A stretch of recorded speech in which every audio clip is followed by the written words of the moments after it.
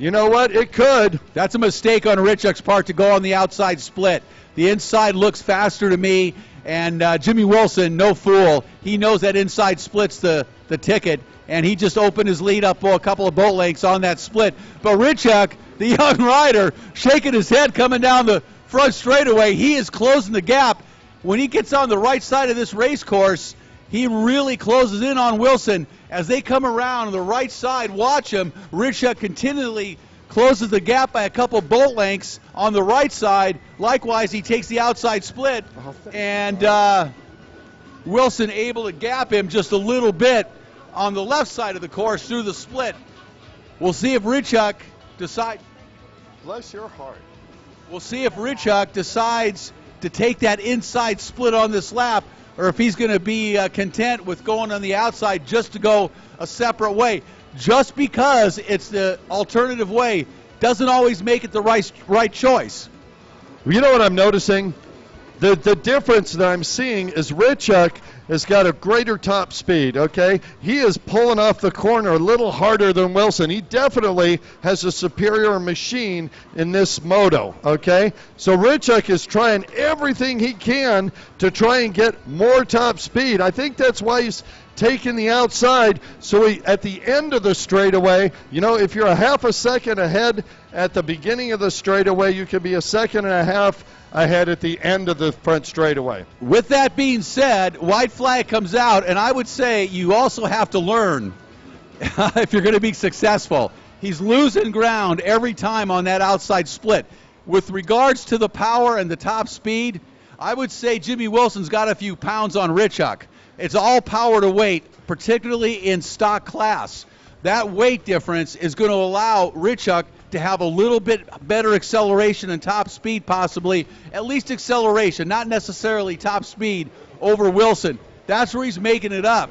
If he would follow Wilson around the inside split and put the pressure on him, I think he would enjoy a little more success on the left side of the track. Maybe in the third moto, he's going to take advantage of that and learn from his mistake, taking this outside split, put it to good use, and put the wood to Wilson, because he's catching him again, as you can see. Yeah, I'll tell you what, Matthew Richuk has got... he's lighter. He's lighter and faster. Oh, yeah, he's got a great view of watching a good rider, and it's the final trip through. Again, he goes to the outside split. Again, I'm going to say that's a mistake. Yeah. If you need to use the outside to get around lap traffic or some other reasons, absolutely you got to give it a shot. But every single time they come out, he loses a little bit of distance to Wilson, and Wilson's going to take this one firmly. Nice ride. I mean, Richuk, Wilson, this was a great battle from start to finish. You got to put your hands together and give it up for both these riders. Outstanding battle in pro ski, and you can't say enough. We talked about Richuk the whole race, but Jimmy Wilson just was out in front like it was a Sunday afternoon cruise. No doubt. Kenny McKenzie had the lead earlier. Boy, he came back and looks like he's got a little battle to retain that third position. It's going to be close. McKenzie better get it on here. McKenzie looks over, sees that rider coming. I don't think he knew he was there. I'll tell you what, if I'm in Richuk's pit, I'm going to say, dude, go inside. Yeah. Go inside. Try the inside split. Make it work, and you're going to be right on Wilson. So that was a good race, man. This pro racing, outstanding.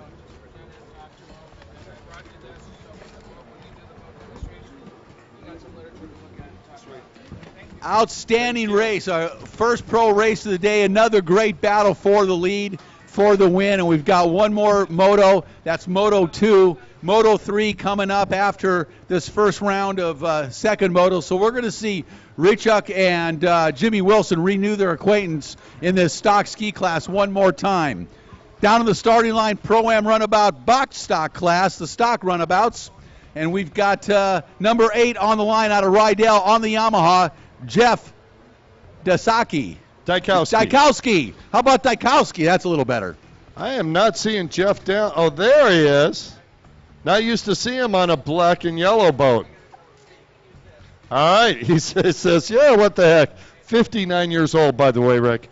On the number 21 machine out of Charleston, West Virginia, sponsored by Hidden Trails Motorsports, Yamaha Judge Motorsports, Jet Tribe Jeff Trim, and Dean's team, Cameron Frame. Number 110 on the Yamaha, riding for Judge Motorsports and Snyder Built. Out of Bradenton, Florida, Troy Snyder. On the 157 out of Ocala, Florida, sponsored by Riva, Forever Hooked Water Sports, Florida Express, and Bennett Construction, Jim Bennett. And 247 out of Groveland, Florida, riding for Jetlift, Fly Racing, Action, Kawasaki, Yamaha, Blacktip, Big Shot Creative, Oztech Racing, Riva, and Tattoo Rich Racing, Dylan Osborne. Boy, easy for you to say. I want to say one thing about this race. This was an outstanding race. Moto number 1 yesterday morning, if you remember, right off the bat, as Cameron Frame was really something to watch as he did everything he possibly could to try to catch Troy Snyder. Let's see what happens here in Moto number 2. Frame really pushing that Yamaha in every single corner, trying to beat the master, Troy Snyder. And Snyder on the inside gets an amazing start out of the gate, and he's going to take that whole shot. Again, Frame on the outside coming around. So Snyder on the inside, Frame on the outside, setting up for another great battle. I am looking forward to this. Snyder, Judge Motorsports powered on the inside, Frame on the outside. Boy, I tell you what, Frame is coming. Frame's going to get this. He's going to get it. Frame's going to take the lead. Goes around the outside, takes the lead. Snyder puts his hand up, is like, what just happened? I had the whole shot. No, you didn't. Troy Snyder, I'll tell you what, he is a grizzled old veteran, has a sense of humor. He's like one-handed it. What happened to my whole shot? I did everything right. Cameron Frame is on fire. Look at the speed of that boat. He was on fire yesterday morning, Kurt, and I'll tell you what, watching him push that Yamaha, now we're going to see him out in front, and he looks like, I can't even see, it looks like a ski going down the course by itself. He is a lightweight dude, and he pushes that Yamaha to the max. Troy Snyder, he is a full-built dude, and he grabs a handful of throttle at all times with a lot of skill and finesse for a guy that rides like he does. He is a veteran, knows his way around the track, to say the least. But Cameron Frame is absolutely on the gas here in Moto number 2, and somebody really, his fire was lit yesterday. Moto number 2, man, it is really lit. Yeah, Cameron Frame showing what he's got. Troy Snyder looks over at his pits first trip through thinking, I don't know, I did what I could. I got a great start. This kid is just not to be denied here. Well, Cameron Frame is pulling away from Troy Snyder, and talk about built. Troy Snyder's made out of solid concrete. I'll tell you what, if this stays this way, I cannot wait for Moto 3. I'm going to say, hey, let's go from 4 and 5. Moto 3 is going to be great. Frame keeps this lead, keeps the win. We'll see. He's stretching it out a little bit right now over Snyder. I think Jim, I'm sorry, I'm just going to say, we do have other riders. I think Jim Bennett's in that third. He and Dylan Osborne are going at it, and Osborne starting to reel in Bennett. Dylan Osborne has been up front a lot this year, not having the greatest weekend specifically here. Osborne going to the outside and Bennett to the inside. Let's see how it turns out. Cameron Frame way out in front. Yeah, well, Frame definitely is looking good. Snyder's given up a few pounds to Cameron Frame. Again, in this stock class racing, the power to weight ratio can be critical. You often see these younger jockeys really have advantage in the stock class, the power to weight being critical, and we're seeing it right here. Cameron Frame, absolutely, the ability is no question, but the lightweight definitely plays a role, particularly in these stock classes, and he is putting it to good use. If you're light, that's fine, but you also have ability, clearly, and he has it in spades. So what you're telling me is Troy should have made one more stop this morning before coming to the race course. He might have had one less biscuit this morning. Yeah, right. Would have been better off, but what's going to happen is they're going to go back to pits, and Tim Judge is going to go, okay, let me do a little tuning here. Let's figure this out a little bit. Do I need a little more top speed? Do I need a little more punch out of the corners? you know, that's what they do. They're tuning these skis to fit the racetrack. I'm going to say yes, Rick. He needs a little more punch out of the corners and a little more top speed. A little more everything. Because Cameron Frame right now is in a race by himself. Well, they come from racing in the waves and the surf in New Jersey to absolutely polar opposite conditions here at Lake Hartwell. Flat water racing, completely different setup for the pump. You change everything for this racing, this pro-level racing. The tuners will completely redo everything to set that pump up, which is your final drive ratio, to match the race course. So that's what they're tuning. They're constantly tuning, constantly tweaking the impellers to match the course and get the maximum hookup and power and top end. Corner to corner speed is what matters in closed course racing, not top end. Oh, that's too bad. I see Jeff Dukowski just pulling off the track. I said he was in a boat that he hadn't used before. Cameron Frame, look at this. He's from Charleston, West Virginia. He's got a hometown race next weekend. Boy, would he like to help the points out headed into there. Cameron Frame rides like his hair is on fire. That guy is pushing it every lap, every corner. He is a maniac out there, and quite frankly, one of the best riders to watch I've seen in a while. And you're looking good when you get in front of Troy Snyder like he's doing right now, and putting it to Troy Snyder, you're doing something right. All I can say is Cameron Frame, great job. Don't stop by and see Troy in the pits afterwards. Not a good idea. Not a good idea. I would take him over. I would take him over a tray of biscuits if I were Cameron. Say, here. Troy, I saw you were a little tired in that first moto. Maybe these will help. Oh, man. I'm telling you, they keep this positioning. Snyder on the gas. Snyder's pushing it right now. He is doing everything he can. You could see the roost coming off of that Yamaha. Every corner, he is pushing it, throwing a big wall of water. He is absolutely throwing buckets out there, as is Cameron Frame. Well, I'm going to throw it out here. I'm going to say it right here, right now. If you watch Troy Snyder, watch his elbows. They're starting to drop. Troy's starting to get tired. Cameron Frame is still in full-on attack mode, and he is still pulling away from the rest of the field. Yeah, Troy just happens to be the first rider behind him. It wouldn't matter what the name is. Cameron Frame, this is his day. This is his race.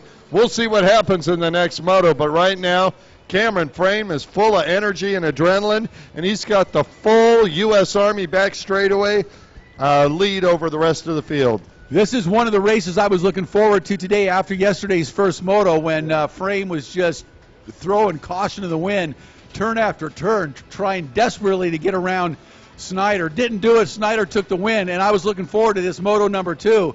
Now Frame gets the better of Snyder, so moto 3 is going to be the deciding factor, and it is going to be a dandy.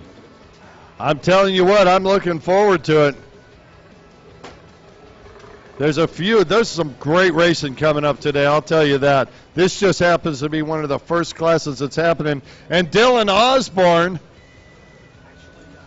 moved up, I believe. Yeah, he got by Bennett.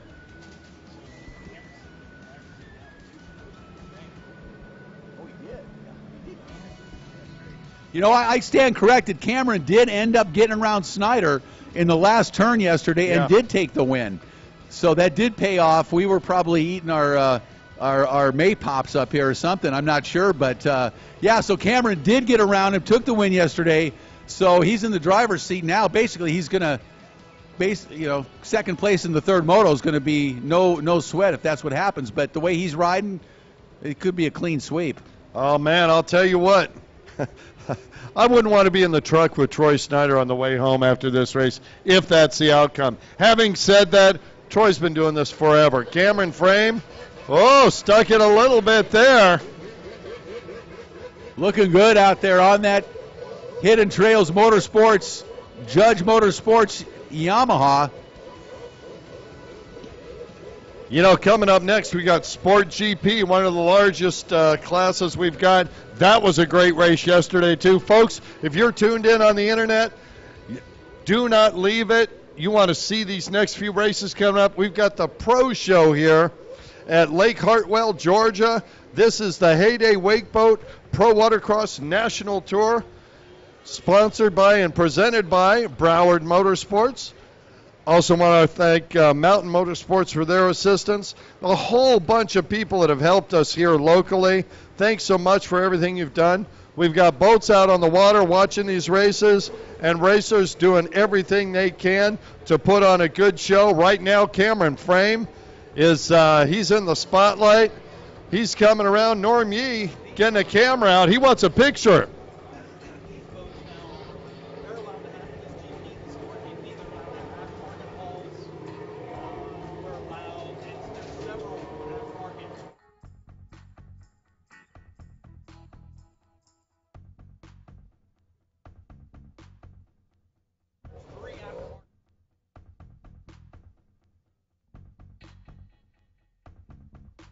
Starting to reel in Troy Snyder.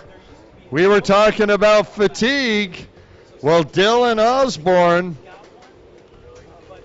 the younger rider, half of Troy Snyder's age, and he's going to make a move up.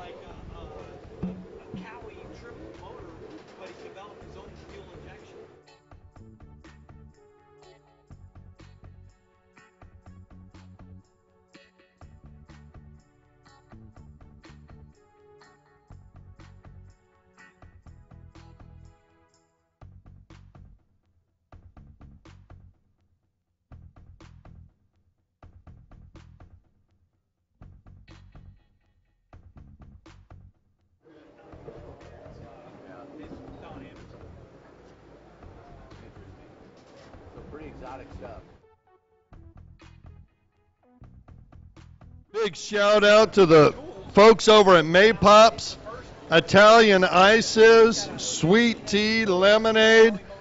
If you're hungry at all, jump up behind us on your way up to get an Italian Ice. Stop by Pro Watercross and Heyday Tent.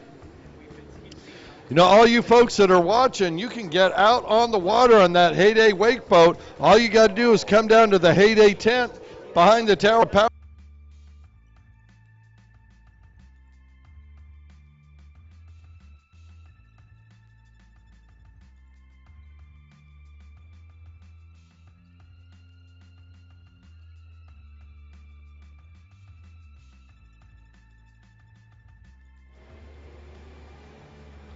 Snyder going to the inside, Osborne to the outside, white flag for Cameron Frame. This is the last lap. Here's the opportunity for Osborne, maybe Snyder, really aggressive on the inside though. Troy knows what's coming. He's got it in hand. He's going to hold on. Snyder in second. Here comes Osborne in third. Osborne's got a head of steam, going way wide, setting it up. Osborne and Snyder side by side. Troy Snyder is not going to let Dylan Osborne get underneath him. I am telling you, that is not happening. Dylan Osborne really charging hard here on this last lap, last couple of laps. Really impressive riding, trying to take advantage of maybe a little fatigue or who knows what, but he has caught Snyder and putting the pressure on him, and that's in Dylan Osborne's favor right now because he definitely has the momentum on this last lap. If he can take advantage of it, we'll see what happens. But Snyder right now gapped him a couple of boat lengths on the outside straight. We'll see if he can hang on now. Going on the inside split, we'll see where Osborne goes. Likewise, nope, Osborne goes to the outside split. See what happens coming into the finish line. Snyder on the inside, Osborne on the outside. It looks like Snyder's going to have a sizable advantage as they come to the finish. It's going to be Troy Snyder hanging on to that position over Dylan Osborne. These two are going to swap, so Runabout GP is going to run after the...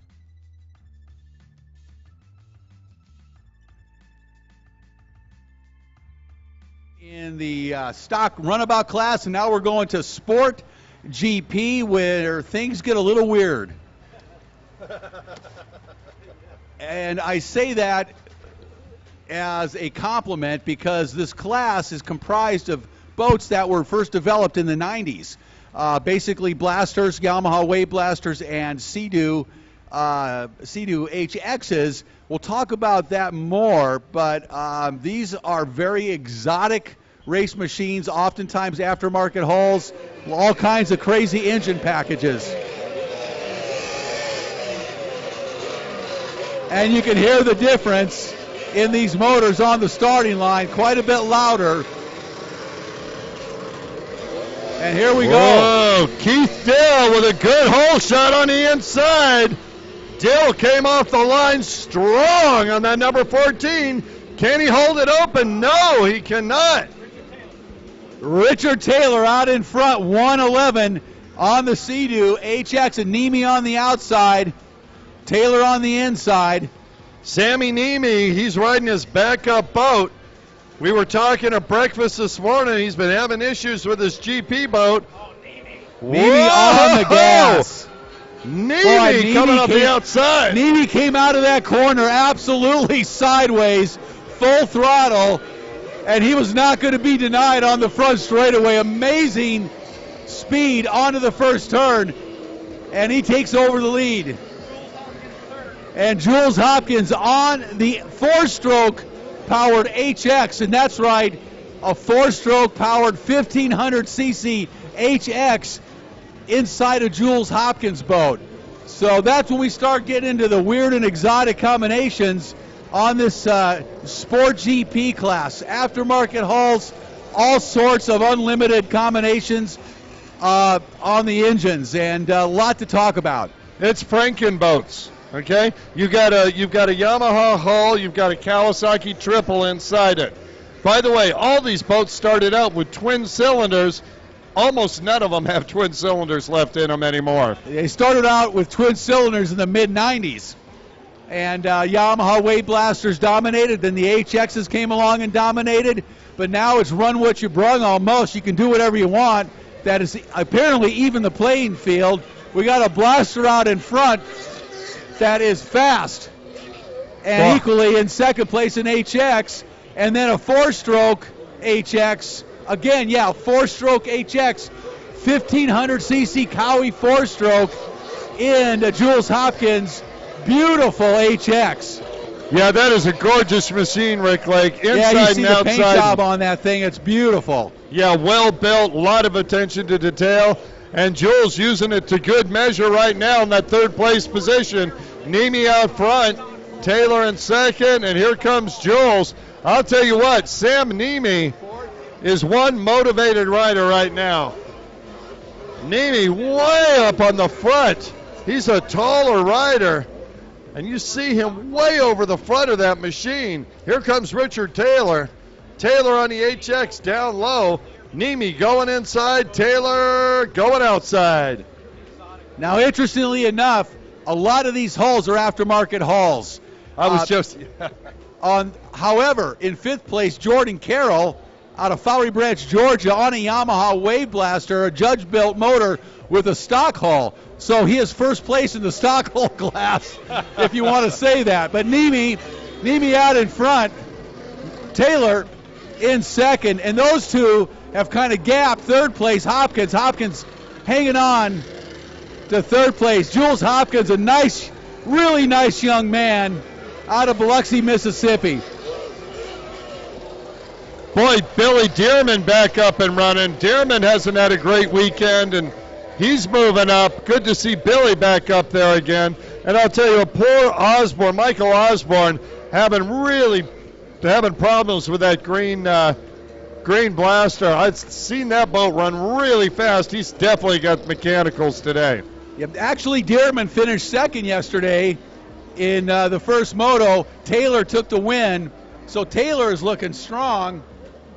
Nemi, however, finished 8th in moto number 1, so he's got his work cut out for him this morning, both in moto 2 and moto 3 later on. I'll tell you what, Nemi is attacking the inside of this course. Sam Nemi, a veteran. Just lost it a little bit there. And you can see already Nemi starting to get a little bit tired. There's no question. Taylor made up a little bit of ground with that mistake by Nemi. And those two are having their own battle out in front, and it is a great battle. Hopkins hoping both of them take each other out so he can inherit the lead in third and put that 4-stroke HX into the lead. How many cylinders does that 4-stroke have? About 4. How wild is that? I'm amazed it even fits in that hull.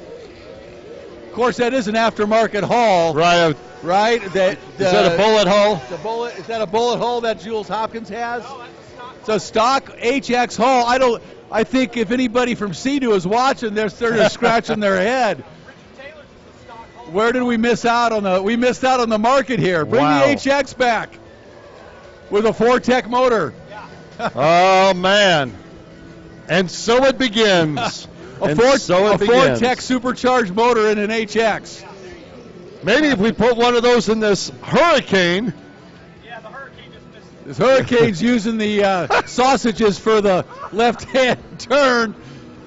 Sorry, folks, that is so unprofessional. You'd have to see it, though.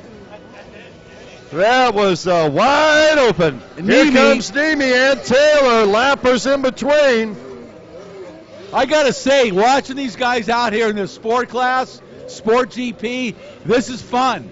This is exotic racing, high-end racing. They're fast, they're competitive, they're all getting after it, and it's pretty darn fun to see all these different combinations play out against each other. You know what? Jules Hopkins, when he came by that time, was shaking his head, and looks like Hopkins is way back now. He was up there in a strong third position, and it looks like he's having some issues as well. Now Hopkins with that 4-stroke, because it's a 1500 cc, which is the limit for the class, it needs to be naturally aspirated. So it's not a super, not a turbocharged. Yeah, he's pulling off. Good Lord, if that was a turbocharged. Yeah, he's pulling off the course. So he's got some issues with that 1500 cc Cowie motor. That's unfortunate. Sam Nemi, though, coming around with Richard Taylor right behind him. Richard Taylor has been behind Sam Nemi all race long. Now the last few rounds, Nemi's been able to get out front, but he's had problems later on in the motos. Richard Taylor halfway through. Boy, Sam Nemi, he's wishing he had rear view mirrors to see where Richard Taylor's at, because Taylor is right behind him. Yeah, these guys just having a great race for the lead. This is really fun to watch. Outstanding racing here on the Pro Watercross National Tour.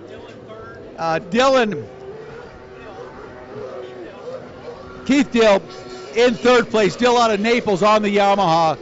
But, you know, seeing a Blaster winning this thing overall in front of an HX, you know, back in the mid-90s, you wouldn't have seen that. The HXs basically put the Blasters out of business, at one time. But in this class, with aftermarket hulls, whatever engine combination you want to run, it definitely levels the playing field. And I think there's a few cubic dollars being spent on these motors, I got to say. Yeah, well, you know, and you pointed it out earlier. If you got a 4-stroke 4-cylinder, it has to be normally aspirated. The triple cylinder 2-strokes, they can really get crazy with those. We've got 951 big bore twin cylinder 2-strokes in there. They make up some of the displacement by having lighter weight, of only having 2 cylinders, a crankshaft for 2 instead of 3. And the battle rages on for the lead, Kurt. This is some great racing we're seeing out here today. Moto number 2 of 3 for the Sport GP class, and it's Nemi and Taylor just going, and Taylor closing the gap. Taylor really starting to close in on Nemi a little bit. Looks like Taylor bobbles, cost him a boat length right there, about 2 boat lengths that quickly. Yeah, Nemi backed out of it because of the lapped rider there. Was waiting for the lapped rider to commit one way or the other. The lapped rider was indecisive. That allowed Taylor to get up behind him. Now Nemi's free, and he's starting to accelerate away. Boy, I'll tell you what, Richard Taylor, he looks like paint on that boat. That's how far down he's getting on that HX. Lowering the aerodynamics, and he's reeling in Nemi on the end of the back straightaway. Nemi's going to have position. Where's he going to choose? Inside, I'm sure. Taylor is in the split first. It could be close this time, Rick. Yeah, Nemi's got a little top end on Taylor. You can see down that back straightaway, he's stretched it out about a bolt length or so. So he's got a little top end on that blaster. Nemi's pushing it, or Taylor's pushing it and coming in hard in the corners, but they're going to maintain the same gap they've had most of the race. Taylor, though, trying to go around the outside right now, get some good water, stay hooked up as they go around that big left-hand sweeper. Taylor made a great move there.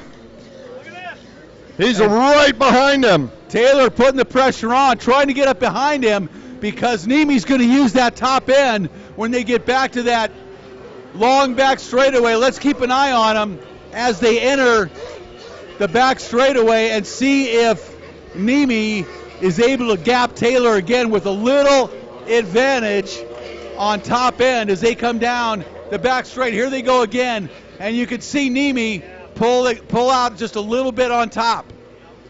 Yeah, he yards him getting in there, but boy, at the end of the straightaway, Richard Taylor has been holding it on just a little bit longer. Oh, left rider, Nemi gets by cleanly. What about Taylor? Taylor has to go outside this time.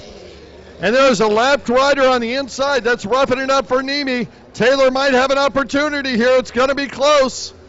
That left rider is going to make a difference here. Richard Taylor, oh, he makes an error. Taylor's going to come in with a head of steam. They'll be side by side at the end of the straightaway. Oh, Taylor one more time trying to go around the outside of Nemi, and I don't think that's going to work. He's going to have to set him up where he can dive in at some point. It's going to be too tough to get around the outside of Nemi. You know, I think, Rick, if Taylor would hold it wide open and try and do that outside move on the two yellows once we come away from shore, he's got enough distance there to hold it wide open. But he can't do it on the three orange coming off of the front straightaway. There's just not enough room. Back onto that back straightaway one more time, and Sam Nemi on that blaster pulling out a little. Oh, and Taylor's got problems. He goes down momentarily. Looked like maybe a lanyard came off or he killed it somehow. He's back up and running, but it had to cost him about 10 bolt lengths easy, and that could spell the end of the moto for Taylor right now if Sam Nemi continues on mistake-free. Yeah, there's nothing more frustrating than losing a lanyard. You're doing everything. You're pushing as hard as you can, and a little piece of plastic falls off, and you have to stick it back on. Very frustrating. White flag comes out, one lap to go for Sam Nemi with a commanding lead now over Richard Taylor, yeah. Taylor out of Christmas, Florida on that Sea-Doo.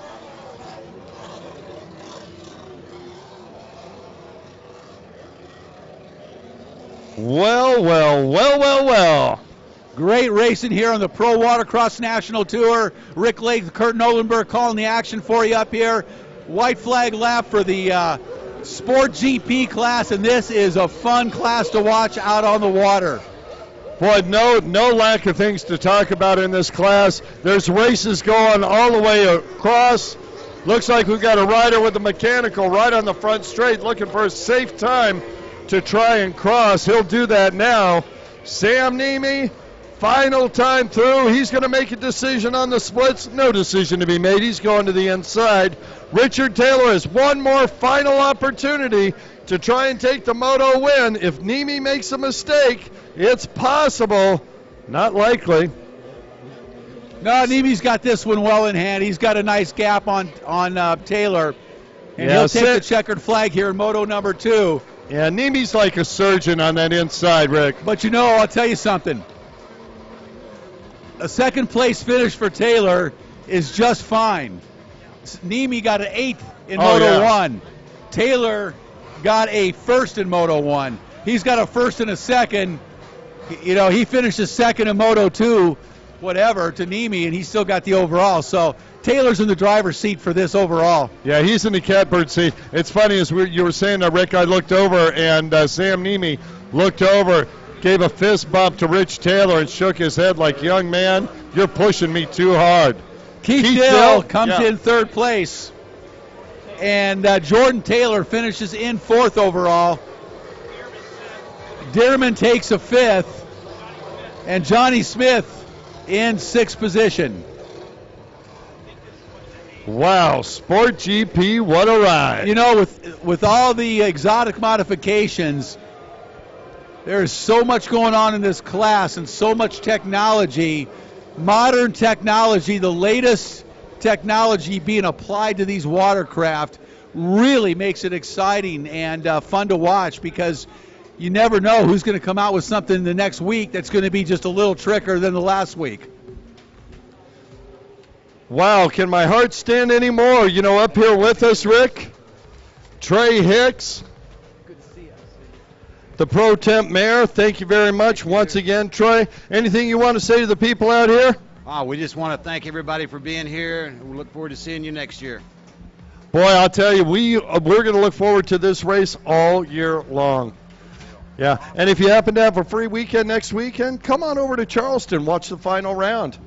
We'll be crowning some champions over there. Good deal. Trey, once again, thanks so much. We appreciate everything that you guys have done for us. Appreciate you being here. All right. What a joy to be here. Really nice place. Yeah. Love it. Everybody's so nice. And Trey, I want to thank you for lowering the humidity level. We worked on that all Yeah, apparently you did, because, boy, it is beautiful here this afternoon. All right, guys. We'll see you soon. Thanks so much.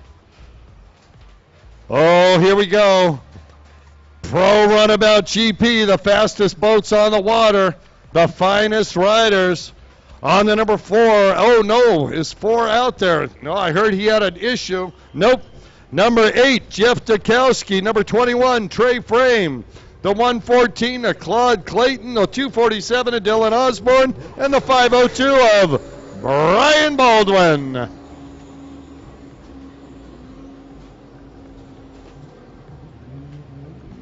Yeah, Baldwin on the inside picks up right where he left off yesterday, Moto 1. Here on Moto number 2, Baldwin not to be denied. This guy is absolutely on the gas, incredibly fast GP runabout, and he has got the inside line and the lead here in Moto number 2.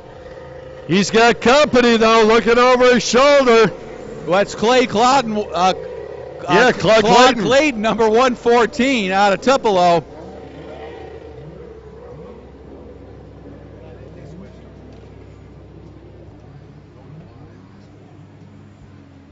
Claude Clayton on that Sea-Doo, riding for Sea-Doo and Judge Motorsports out of Tupelo, Mississippi, trying to track down and keep Baldwin in his sights. And I'll tell you what, that Sea-Doo, in these conditions, that is a very formidable watercraft to try to track down that GP Yamaha, but Baldwin's got some serious horsepower underneath that hood. Dude, I mean, can I just say, dude? You can say anything you want. Brian Baldwin, dude, is on fire. I mean, not only is that boat fast, but look at the way he's riding it. He is circulating around those buoys with less than 2 feet between the boat and the buoy on every single one. He's got a rhythm going. He is accelerating away from the entire rest of the pack. Brian Baldwin is on fire out there. Clyde Clayton does a great job through that split. Boy, you hear those superchargers just whining down the front straightaway. That Rotax Sea-Doo of Claude Clayton sounds really sweet whistling down the front straightaway here. And he's doing a pretty good job here in Moto number 2 of staying up with Baldwin. I'm pretty impressed with Claude Clayton here, Moto number 2, because Baldwin just absolutely annihilated everybody in Moto number 1 yesterday. But Clayton is trying everything he can to keep the pace with Brian Baldwin. And that GP 1800 Yamaha, those have emerged as a very formidable watercraft, to say the least, and possibly the watercraft to beat now in pro racing. Yeah, no question about it. I mean, results speak for themselves. Yamaha, Yamaha, Yamaha, Yamaha. Claude Clayton, wow, what a job he's doing on that Sea-Doo. Brian Baldwin looks up. You can almost see him smiling in that helmet. He knows he's got the horsepower underneath him right now. But you know, when you get to the GP level in racing and pro racing, these boats get very exotic and they become far, far different than they were delivered in stock form. So whatever that was that came out of the factory, in wherever they're manufactured respectively, when they line up on the line for a pro GP race, they're pretty much nothing like that original boat, both in hull, seating, and certainly in the motor department. Well, that's the GP moniker, right? Grand Prix meaning unlimited, almost unlimited modifications within the rules. Yeah, and most of these guys, you'll see a lot of these guys with seats, with really built-up seats. Georgi Kaza, one of the top GP racers in the world, I was checking out he's got the cobbiest, gnarliest carbon-framed Sea-Doo I've ever seen, with a huge bolster under his seat in the back to keep him in place so he can actually hang on to that. Claude Clayton, kind of a similar design, but Kaza's is just amazing to see. And that guy is amazingly fast. All these guys are. So these boats really have the name on them of where they were manufactured, who manufactured them, and so on. They have the look of that watercraft, but really they are a far cry from a stock watercraft, and really only limited by cubic dollars. Yeah, and let's face it, things like names like Riva, Champion Power Sports, Factory Yamaha, Judge Motorsports, that's what's making these boats happen. Absolutely. This is all about aftermarket companies and the OEMs providing support, largely OEMs providing overall support to the rider and to the aftermarket companies as they develop these exotic boats.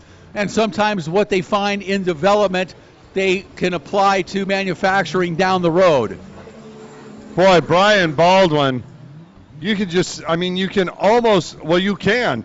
see that boat leap forward before you can hear the sound. It's that fast. That's why these guys need these seats really bolstered in the back, because when you grab a handful of throttle, I've had the opportunity to ride a couple of these, and they're really not very fun to ride, frankly. Yeah. They are such a handful, and they are so violent in their acceleration that they are designed for one purpose, and that is from getting from buoy to buoy as quickly as possible. And at the top level, these guys rail around these corners, throttle pinned. I've seen some amazing maneuvers on these GP runabouts over the years, and they are absolutely amazing machines. And as I said, the acceleration can be, frankly, a little violent. Yeah, when you were talking about the seats, back in the day with the X4 hull Sea-Doo, the thing to do was lift them up 6 inches with solid foam so that you could put your legs against to hold on. They've gone beyond that now. They've increased the height. Now they've cut in a great big dip. It's like a cartoon version of a Western saddle that you would do horseback riding. Oh, great. Thank you. And they literally go all around the rider's lower torso to hold them on the boat. They're hitting over 75, 80, 85 miles an hour on that back straightaway, and then they're turning and creating 2 to 3 Gs. The only thing, actually, I have been told that these type of personal watercraft can hold more Gs than a jet aircraft. Amazing. Yeah, all I know, the numbers are one thing, but I know when you hop on them and go for a ride, it is quite an experience, to say the least, and you better be prepared. And you really need to be able to use your leg muscles to hold on, because your arms are much smaller, obviously, than your leg muscles. That's kind of the genesis behind the Sea-Doo's, ergonomic design that they've developed to lock your knees into that RXPX hull, and now a couple of their other hulls that they've developed with success. Because it is so difficult to hang on to that with just your arms now. You need all the strength you can muster to hang on to these watercraft. Even in stock form, these supercharged motors are putting out, upwards of 300 horsepower plus in some cases. You really need all you can do to hang on to them. And, of course, these GP runabouts, you're talking about 500 plus horsepower in some cases. Dylan Osborne's got a pretty fast runabout. I just watched Brian Baldwin reel him in and pass him on the back straightaway like he was missing 2 cylinders. Oh, yeah. Brian Baldwin's got a fast boat. Oh, he's got a seriously fast GP boat. Some of these boats are running turbos, some supercharged, some turbos. Not today. We're not hearing the turbos out here. But they are monsters, to be sure. Absolutely the fastest watercraft ever developed in the world, and require amazing concentration and focus to hang on, and brute strength, really. Boy, Dylan Osborne moving over, giving the leaders the opportunity to go by. Although there's really not much passing going to be going on there. No, but you know what? I got to say, Claude Clayton has done a phenomenal job. He is still keeping pace. He just cannot match the top speed that Brian Baldwin has. Baldwin just charging around this course, looking absolutely wonderful on that factory Yamaha GP 1800. Yeah. And this has this one well in hand. But Claude Clayton on the Sea-Doo, Judge Motorsports Sea-Doo, looking good. You know what? This is the part, Rick, where fatigue starts to come in too. Even if these guys aren't stand-ups, they're not putting out that kind of effort. It's all upper body now, and you can watch some of these riders. Even Brian Baldwin, I'm looking at him, he is starting to fatigue. You can see it. He's looking around. He's looking, where is everybody? Gosh, can I hold on for 2 more laps to this? And you called it violent machine. They are violent. I have ridden them as well. It is absolutely incredible, the difference. And if you don't have a seat like you were talking about, a bolster seat, something to put behind you, you can't hang on to it for a full race. No, they throw you right off the back of the thing. They're hard to hang on to and definitely wear you out. Wow, okay, so a little bit of insight here on Brian Baldwin's boat. That is a Riva setup, but Brian built that boat himself. Nice work. He knows what he's doing, clearly. Come over to my house. Yeah, Brian Baldwin, if you want some tuning tips, go see him at the pits. You're right. Hey, you know, we were talking about getting a shirt and getting a autograph. Well, get an autograph and a list of parts and his home phone number. Exactly, I'm telling right. you. Or probably just look up the Riva parts catalog. But somebody's got to put that stuff together. You can buy all the parts in the world. But unless you know how to put them together just right, you end up with a garage full of headache. Expensive parts, yeah. As you well know, you've been there and done that, I'm sure. You got to know what you're doing, right? We spent a lot of money on things that didn't work. That says a lot right there. That's a great line. Yeah. But you got to try, right? That's what you got to do. Oh my God, absolutely. Up next, Pro-Am Ski GP. You guys should be heading down. This race is a lot of fun to watch, but it's going to be ending momentarily. Pro Ski GP, Pro-Am Ski GP. Baldwin comes by every lap looking over at our starter. Please. Saying, you got a flag for me or what? Please. As does Clayton one more time. Clayton's like, okay, I'm not catching Baldwin, so let's just end this nightmare. I want another chance to beat him at the start. Clayton on that Sea-Doo RXPX just carving turns. Those RXPXs, man, they are carbon machines. Yeah, no question.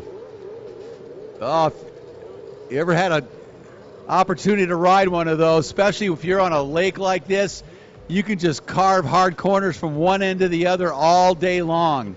Yeah, you hit the silly meter pretty easy. You just get locked in on those and have a great time.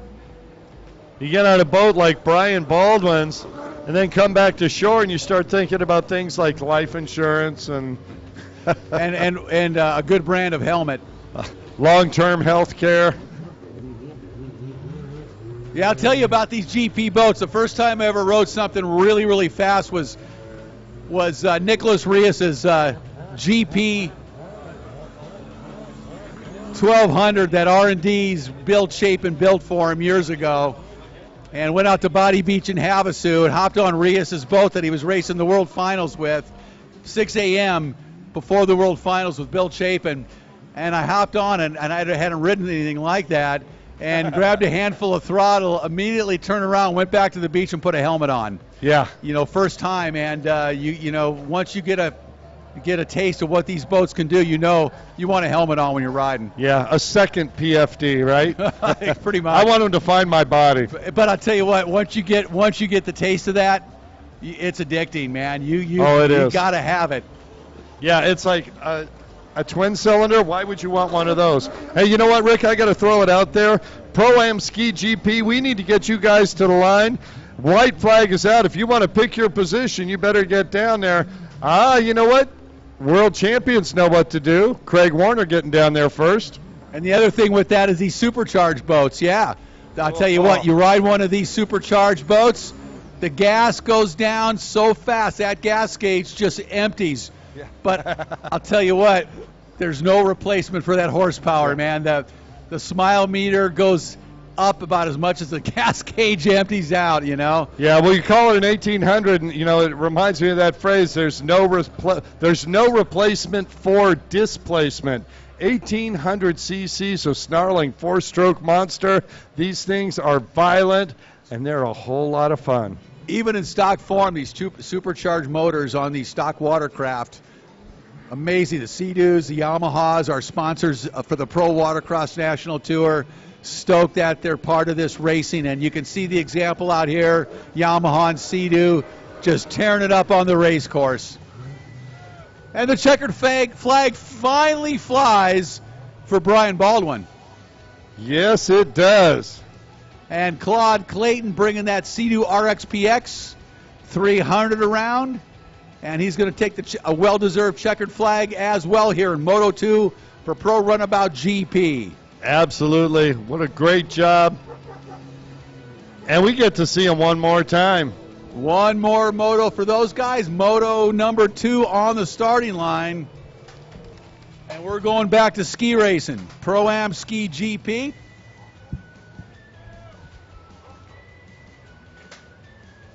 What?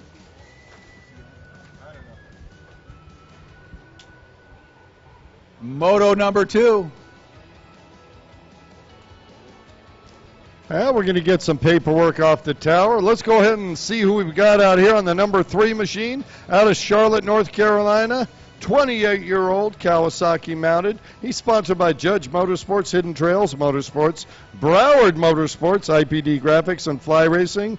Jim and Jimmy Wilson. Number 7 on the factory Kawasaki out of Ackworth, Georgia, formerly of Southern California. Riding for Kawasaki, Troy Lee Designs, Hydroturf, Jet Tribe, Kawasaki, Scat-Track, Works H2O Designs, Oakley, and WWR Products, Craig Warner. Yeah, on the number 11 out of Lozella, Georgia.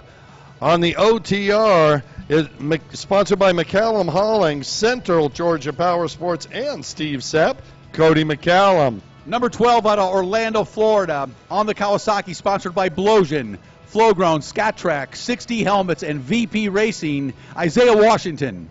On the number 15 Kawasaki, hailing from High Point, North Carolina, sponsored by Sunset RV, Hurricane Racing, Fly Racing, Jet Lift, Jet Trim, Pro Watercraft, Reva Racing, Scat-Track, and Jet Dynamics, Matthew Richuk. Number 51 out of Miramar, Florida, riding for Broward Motorsports, Team Mean Racing, Wet Sport Racing, Exotic Signs, and Hamilton's David Cabrera. On the number 72 Kawasaki out of Mims, Florida, sponsored by Hydroturf, Shark Energy, YourRules.com, Jetlift, Exotic Signs, Optima, and Smoke Hut, Johnny Smith. Number 182 out of Muscala, Georgia, on the Kawasaki, riding for Central Georgia Power Sports, Spy, ODI Grips, Rockwell Time, Brock Harris. And rounding out the field on the 622 OTR out of Apex, North Carolina, sponsored by BK Builders and Hurricane Racing, Brian Kemp. You know, Kurt, I talked to, we watched yesterday's race. I've been looking forward to this one. Oh, yeah. Jimmy Wilson took the win yesterday, barely over Craig Warner. And this is Moto number 2, and we're seeing a perfect match between old technology and new technology, if you will. The SXR 800 with a triple cylinder motor that's been the dominant factor for the most part in pro ski racing. And of course, Craig Warner on the brand new SXR 1500 4-stroke Kawasaki. And we'll talk about that as this unwinds. I got some insight from Craig about the differences. He's ridden them both, obviously. And so, Wilson and Warner both getting hole shots on either side. Interesting start that time. I don't see a red flag. creative start. Wilson up and going on the inside. Warner on the outside. Oh, so here we go, picking up where we left off yesterday, right? Oh, look at these guys. It's like ballet there, right? Warner going to come with a head of steam. Wilson's going to be there, but Warner's going to get him. Craig Warner is so far off the back of that ski. He's barely holding on. Jimmy Wilson cutting in. Here comes the log jump. Warner on fire. Wilson in the tray of Warner. Warner on fire here this afternoon in this Pro-Am Ski GP race. Wilson got the better of him yesterday. He wasn't too happy about that.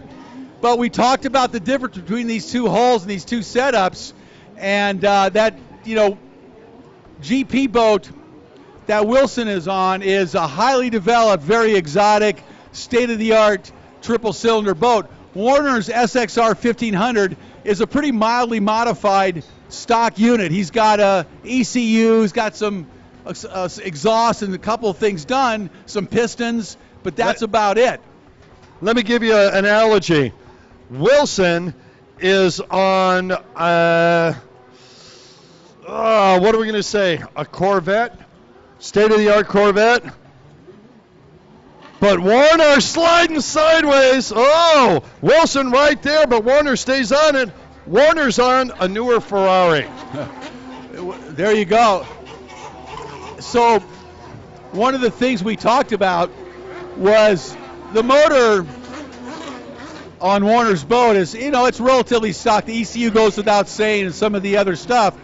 But what he's working on right now is the handling. Yeah. That's where he's really trying to overcome some challenges that really present themselves in this tighter flat water racing. In the surf, in rough water, there's no match for that SXR 1500. Right. Wilson can't match him. Out here, all along, he hasn't been able to beat Wilson in these flat water races. Now, obviously, he's ahead right now, which is something a little bit new. I asked him about the log jump. We saw yesterday that Wilson was just flying over that log jump, that SXR 800 hull being lighter, that whole package being much lighter.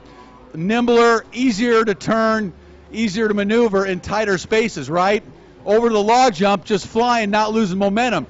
Craig looked up at me and said, was he beating me there? And I looked at him. I'll tell you, earlier on the tour, Craig was having issues with the log jump, and I spoke to him about that.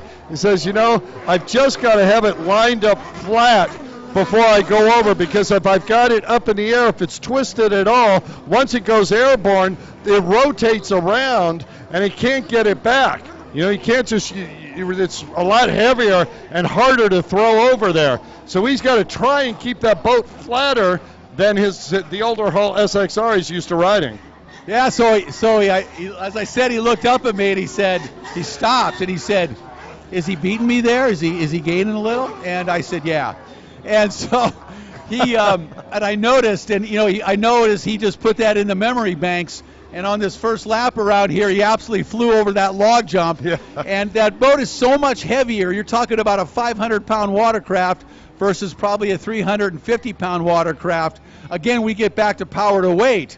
When you're in tight spaces, that's a real disadvantage. When you're in rougher, wide open spaces, that stability afforded by that bigger, heavier hull is a huge advantage. But right now, Warner is pulling out and gapping Wilson.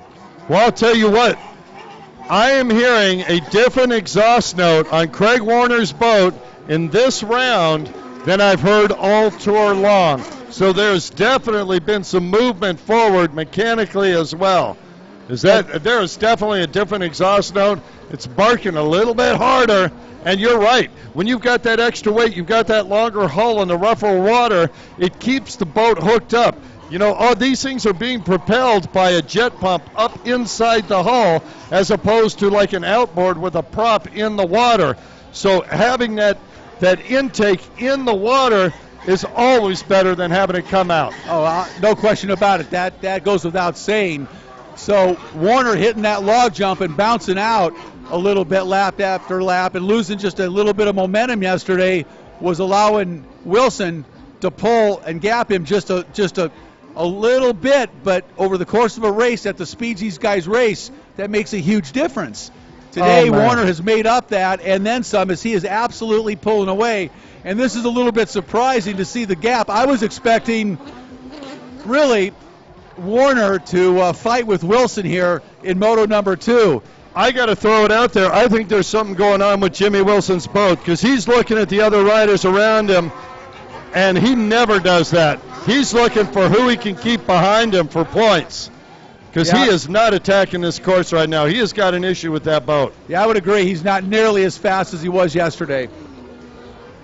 Well, and the way that he's riding it is he's not riding it with that confidence.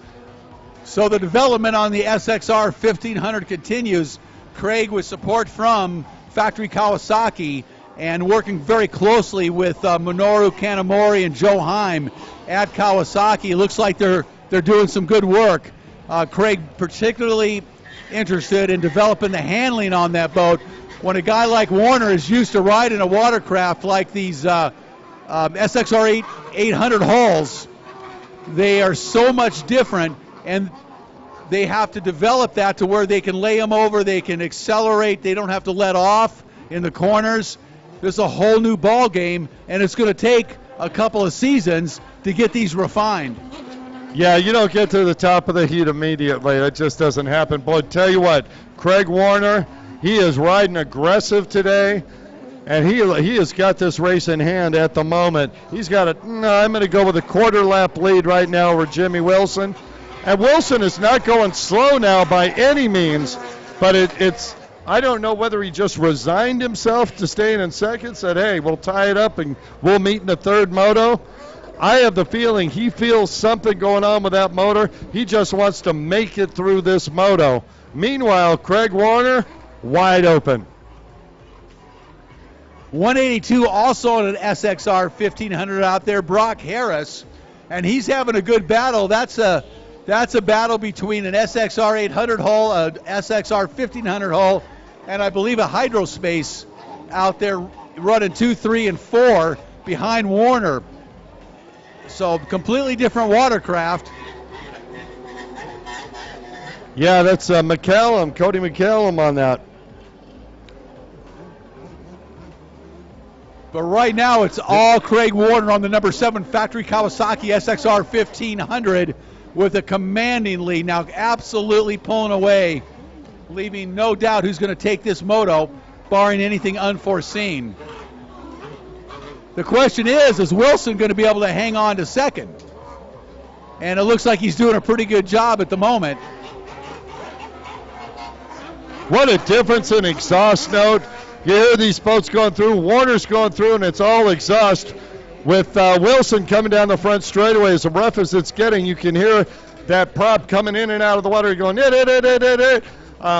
it's a difference that we were talking about earlier, the longer, heavier hull staying hooked up and driving down that back straightaway at over 60 miles an hour. Craig Warner is having a fun time in this moto. Yeah, that's the advantage of the SXR 1500 is when you're on those long straights, anything bumpy, anything rough. I've ridden that boat, and it's pretty hard to get knocked off. You can go over chop, wakes, waves, whatever. Stable, very, very, very stable, easy to ride watercraft. It's when you get into the tight stuff where it becomes a little more challenging compared to these lighter boats. Not that it's a disadvantage, but it requires a different style of riding, and frankly, they're still getting that dialed in. Whoa! Warner there, you saw it there. Lapped riders in front of him had to change direction. That boat started to go over the wrong side. Lapped riders looking around, wondering what to do. Just stay your course. Let us go around you. And that's what I noticed when I rode that boat, actually. You don't throw that boat around like you do a lighter hull. You know, you don't manhandle it the same way. It's a completely different riding style, and it really, you need to develop that and learn and come to grips with that. It's always pluses and minuses, trade-offs. Yeah, no question. Well, cannot wait till I have one of those in my garage. I think you and a lot of people. It's going to be a few more weeks. They are beautiful watercraft, no doubt about it. Yeah, well, I can't wait to see what they've got in store for the finals. Craig was telling me a few rounds ago, he says, you know what, we're working on stuff, but we're not sure. He's sure he didn't want to bring it out until the finals. And then, of course, Yamaha, we're waiting to see what Yamaha answers Kawasaki with in that department. We expect oh, man! We just had a huge sub off of the log jump. He did not even get any air, just went directly down, completely disappeared from view. Wow, that's got to hurt. Yeah, mistiming that log jump. That's a common occurrence in pro ski racing. Was that Brock Harris on that 182? I'll tell you what, boy, he went down like a bullet. Yeah, he's on that big SXR 1500 hull. Went down like a sack of Tates. Well, I'll tell you what, that's what happened to Warner beginning of the tour. He injured himself. He went over the log jump, cut. The handle pull went forward, and he tagged the handle pull hard, and it took him a couple rounds, a few weeks to get back into it. Over the course of the years, I've seen so many riders just completely come unglued over those log jumps and really feel the effects of it as Warner one more time comes by out in front with this race firmly in hand. Yeah, he just got the 2 lap to go sign. So Pro-Am Ski GP.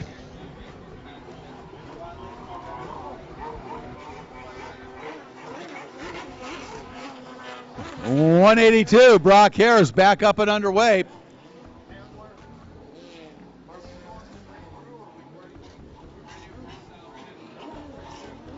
There's no question in my mind we will see the changing of the guard on the water as the time goes by here, with the SXR 1500 starting to proliferate these ski classes. And as I said, we're expecting and anticipating a new Yamaha boat, possibly a 2018 model, a 4-stroke stand-up of their own, perhaps a new 4-stroke Superjet, I guess you could call it. We'll see what the new model intros bring here this month or next month. I cannot imagine Yamaha, that's had so much success with the Superjet, wouldn't want to compete with the SXR 15. Oh, they want to compete, trust me. They're ready to compete. Yeah. They've got some stuff that's ready to compete. They just haven't unveiled it yet, and we will see what happens.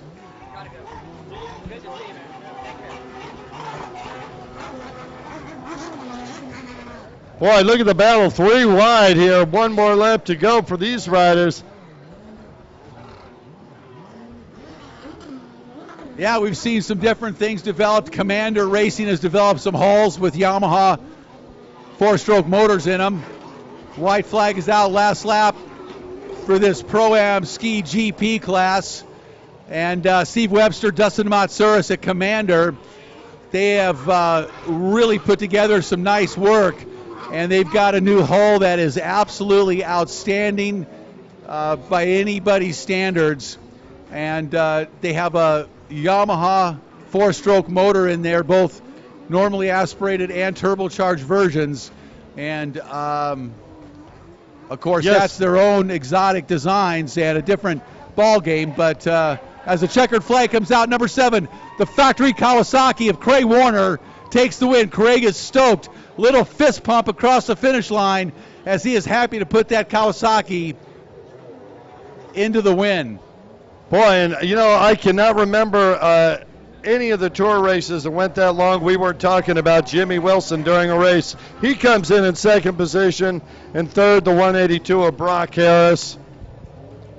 And I believe, is that Matthew Richuk? Yeah, right, Richuk. Yeah, so talking about the Yamaha and the Commanders, just to finish up that thought, those guys have been developing some amazing watercraft, and I really like to see Dustin Matsuras back out here racing. Hopefully next weekend we'll see the Commander team in Charleston for the finals, and I'd like to see that four-stroke powered Yamaha out here on the starting line. We'll see, though.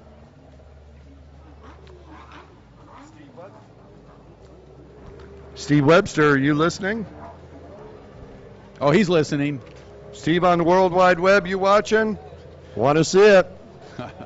Yeah, those guys have been doing amazing work, and they've got a watercraft that's ready to go and will be very, very formidable very soon. And don't know where that's going to play into the Yamaha production hands. The only thing we'll see is when Yamaha decides to announce and unveil their new product line for 2018.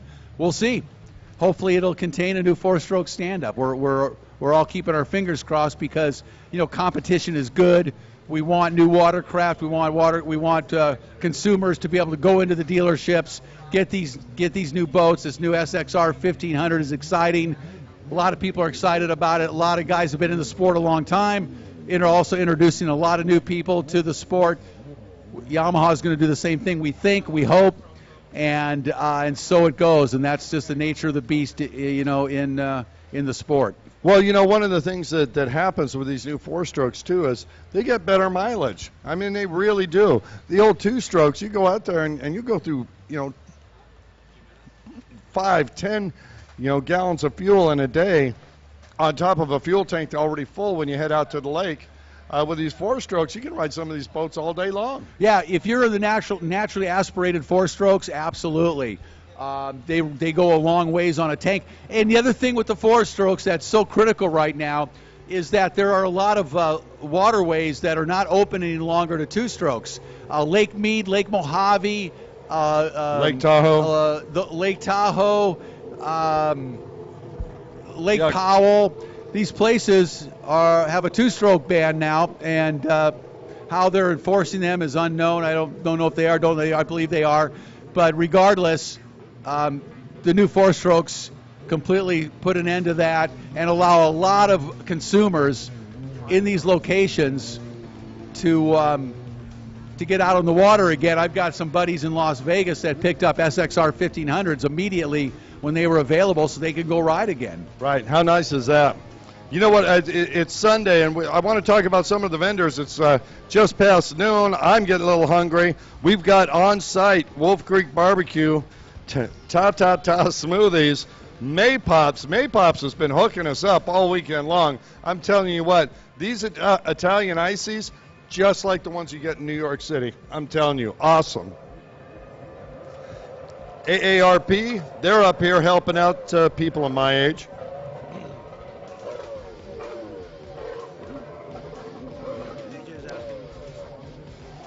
Yeah, we go give our thanks to Carew Sports and Imprinting, Watercrafters. They're up here in the tent. Boy, if you need anything for your watercraft, you can pick it up right here today. They got deals up here.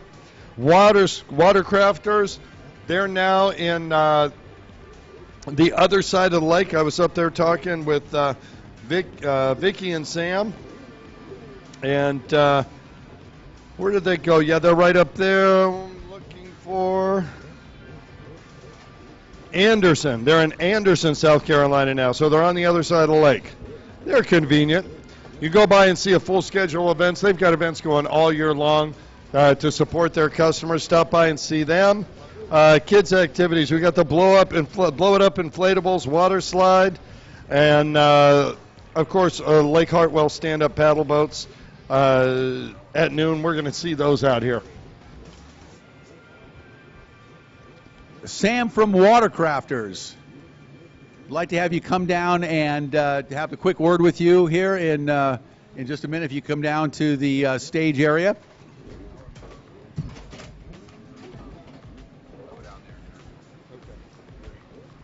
Thank you. Randy, do you have a radio, Randy? Nick, you can be a judge. I'm gonna try to get Randy too.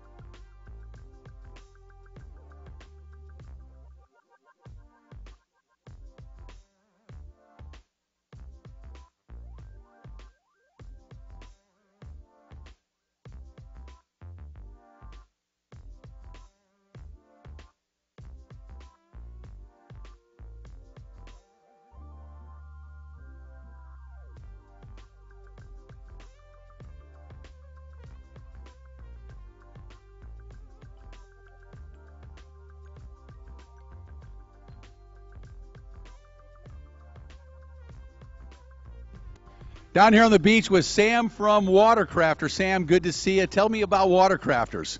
Well, we are a PWC and jet boat only service center. It's the only thing that we do, so we specialize in it. We don't do lawnmower repair and taxes and all that sort of thing on the side. So no, we're really into the sport. Have been for a long, long time. Can we get an EMT down to the right behind the starting line, please? We need an EMT down here immediately, right behind the starting line.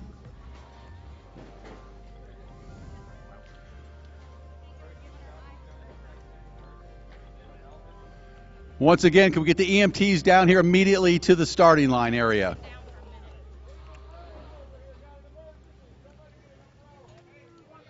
EMTs are already on the way. Yep. Right here.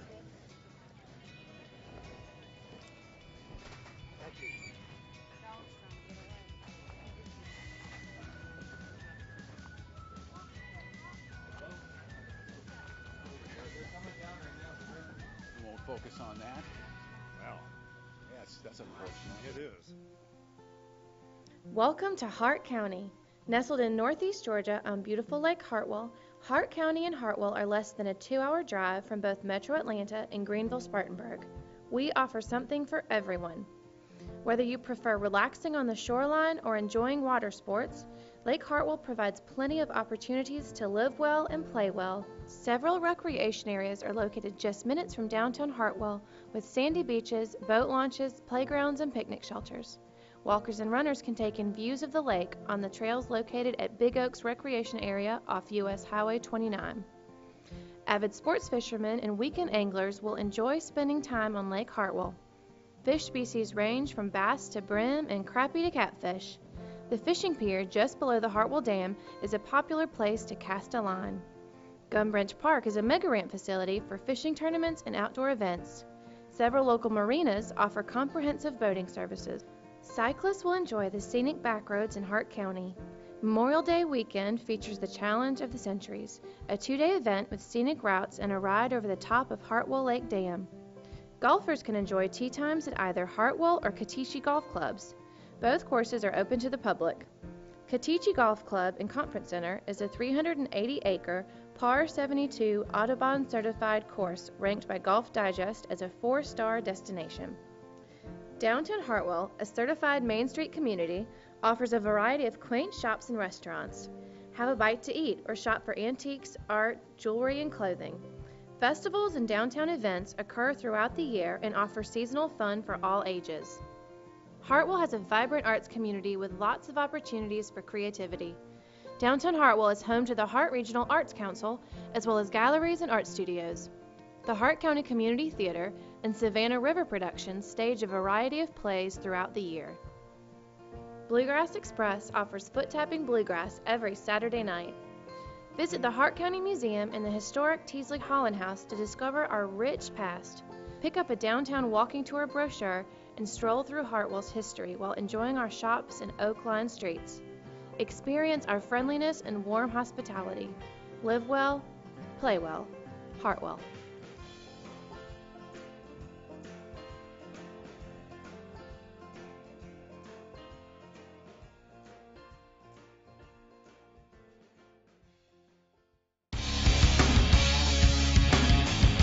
Here we are at round 1 of the Pro Watercross Tour in Pensacola Beach, Florida. We've got a beautiful day, some rough seas out there, and a lot of good competitors.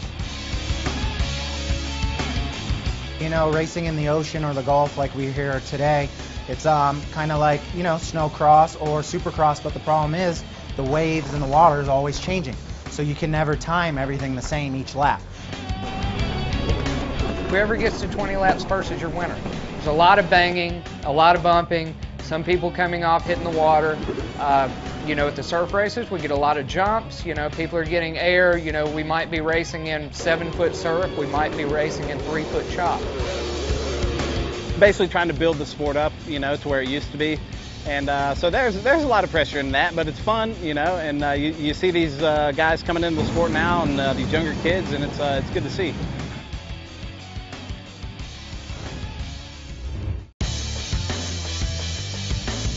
So we're in Panama City Beach, Florida for round 2 of the Pro Watercross National Tour. It's a beautiful sunny day on the white sand beaches, but the wind's picking up and the surf is absolutely huge today, so it's going to be a good day. By the looks of these waves, it looks like it's maybe 4 to 6 feet. It's really messy out there. You can't really read the water. It's just, there's set after set very, very close. It's going to cause some major, crazy racing out there. And you got to be constantly reading the waves. Otherwise, it's going to bite you. It's going to be a lot of air underneath the boats, and you know, probably a good bit of bumping, a lot of falling. Probably be a good freestyle show today. You know, bigger surf, bigger air. Guys are going to be flying, wrecking. It's going to be pretty intense.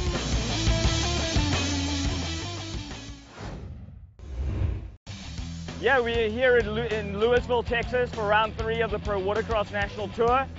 Things are good, awesome town. We're ready to go. This weekend we switched it up. First 2 rounds were in the Gulf of Mexico. Had a lot of fun in the surf, but this weekend we're coming out to the lake.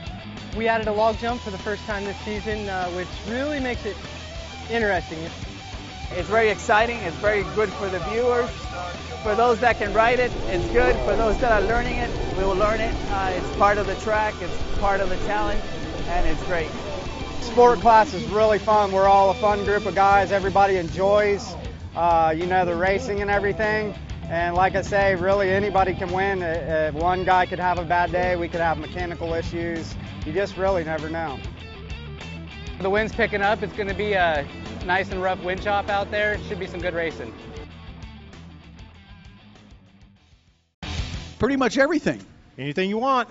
All right, thank you so much for being here today and for the support. We really appreciate it. And it's good to see a guy from back in the day that watched the boys race back in the day. Oh yeah, those were good times. Yeah. All right, Rick Lake, thanks so much to Sam and Vicky of Watercrafters. Everybody be sure and stop up there and see them. By the way, if you're watching, you're thirsty, come by and ask. We'd be happy to give you some water. You need to stay hydrated. And hydrated they will be. These are our freestylers. They're going to be in the water, out of the water, jumping up, going down. Oh, yeah. It's time for freestyle.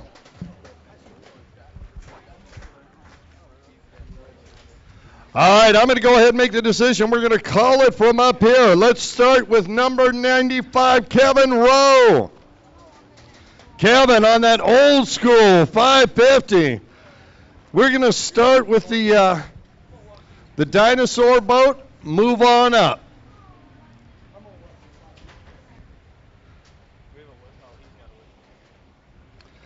Norm Yee, we are counting on you to thank you, sir. All right, how about a round of applause for Kevin Rowe out of Harrison, Tennessee. He is on the Kawasaki. He's going to go give us some old school freestyle. Folks, the louder you are, the crazier they get.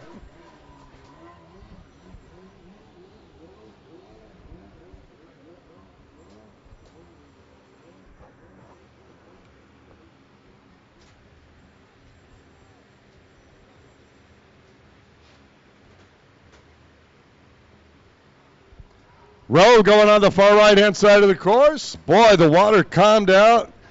Look at this, bulldogging it up on the hood, spins it around 180, flips over the hood, does a spin, flips that boat, 360 and back in the tray. Kevin Rowe is going off. Tail stand, look at that one-hander. One-handed 550 tail stand. Folks, this is old school at its finest. He's going to jump it up. What's he going to do?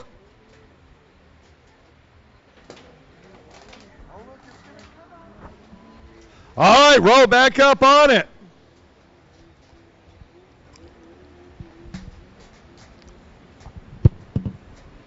Rowe looking around. Don't know what he's got in mind. Let's see. Submarine up into another tail stand.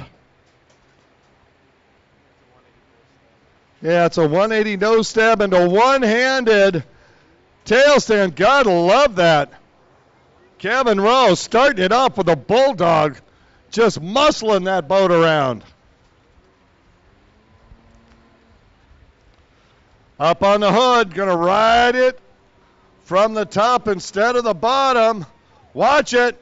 He goes up and over, coming up underneath, and back up in the normal riding position with yet another tail stand. Kevin Rowe has got some balance, let me tell you.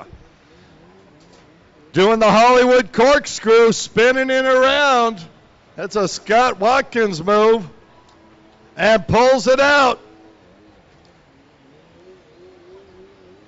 Rowe getting crazy, getting near the end of his routine.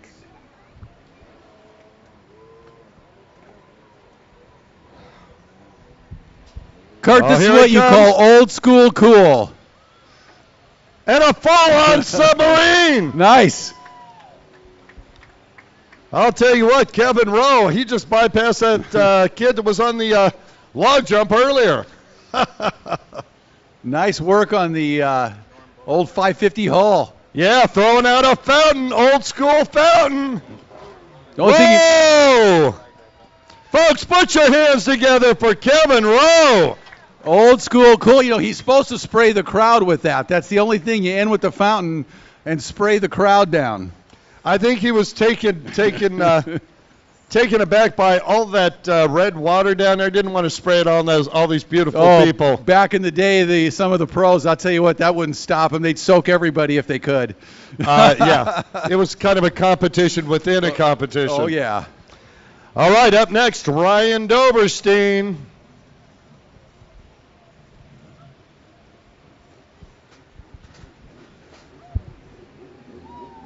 Yeah, says, let me hear it, folks. You want me to get crazy? Put some effort out.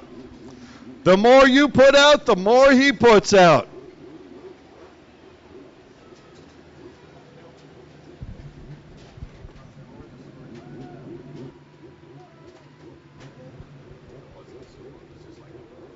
As we wait for Doberstein, once again, you want to make sure and stay hydrated, folks. All right, let's hear it for him. He's going to start his routine. Ryan Doberstein says, let's start this thing off. Doberstein making the turn. And there he goes. A full pancake 360 followed by another, and another, and a full backflip, and another 360, and yet another.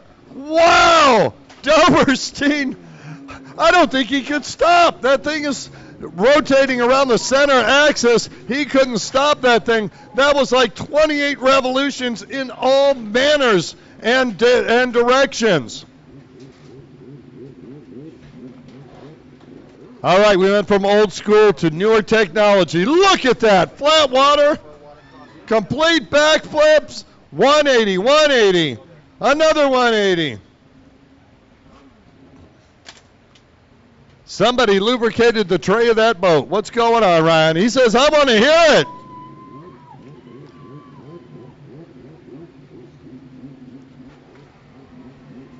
The reason they wear those helmets is so they can hear you. Whoa! Huge air. A 270, a 180. Whoa! And a recovery. Doberstein going at it. He's setting up, making that turn, going to hit that wake. Here he is. Wow, over-rotated. He went beyond 360. That is crazy amount of effort. That hull is spinning like Grandma's old spinning wheel.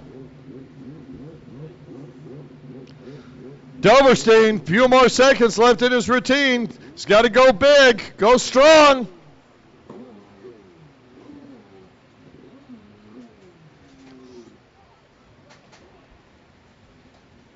Wow.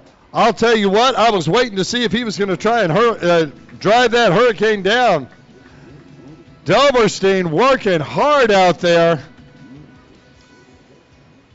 He gets much higher. We're going to have to, and a big, huge throw. All right, folks, put your hands together. What a way to end that routine for Ryan Doberstein.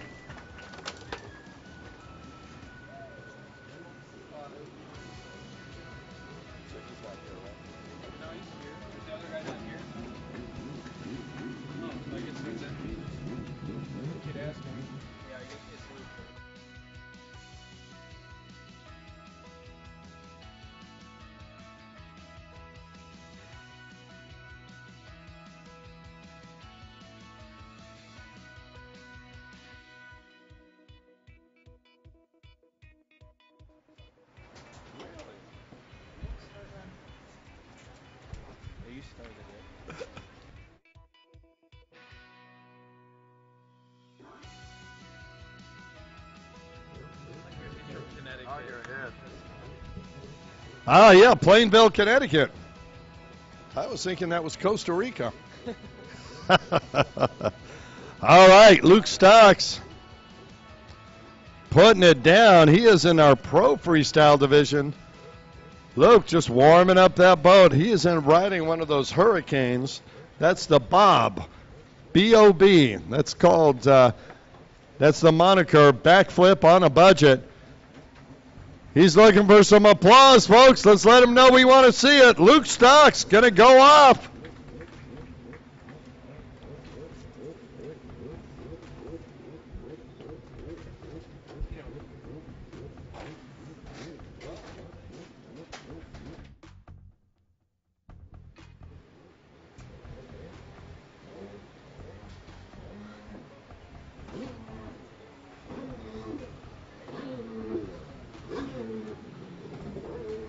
Four 360s, a 180, a backflip, 180, another 180, a full rotation, another backflip. Woo!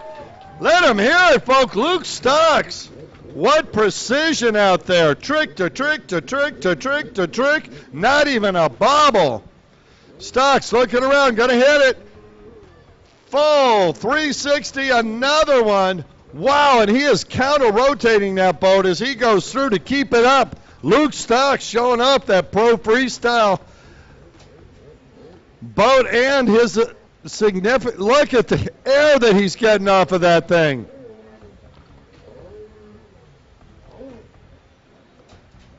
Give it up for Luke Stocks.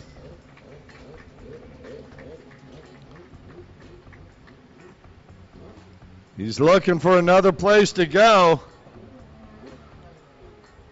No-hander landing. You did that without any feet. Couldn't quite nail the landing, but boy, you gotta like the fact that he attempted that. That is not easy, folks. Making the turn, doing the setup. Here he goes, going to hit it up and over, one-handed. A full 360, a 180, a full backflip. I'm telling you, combining those tricks, not easy. Yellow flag up in the air. I don't know what Luke sees it near the end of this routine. Huge air, one-handed lander, and he keeps it going. Luke Stocks doing everything he can, wants those extra points. A 180, a full backflip. Driving it out of there.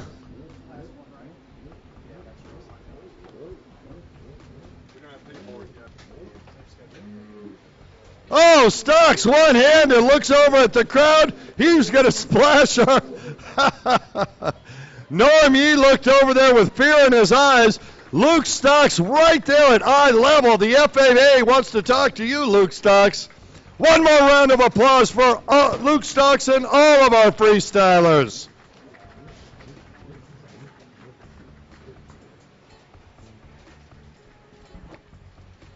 All right. Give us a few minutes, get the judges' scores here. We're going to start back into the pro show. We need Pro-Am ski stock to the line, please.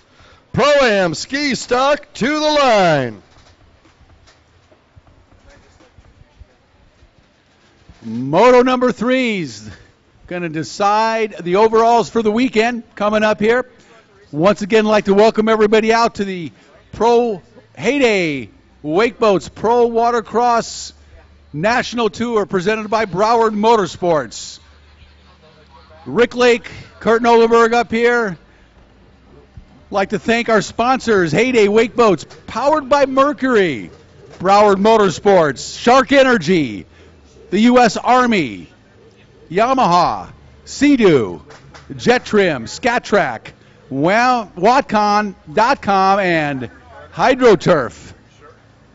The 2017 Heyday Pro Watercross National Tour. Rick, we have got something special coming on. We're going to have the Heyday wake boat out there. They're going to give us a demonstration of the wake on that boat and how you can wakeboard, wake surf behind it.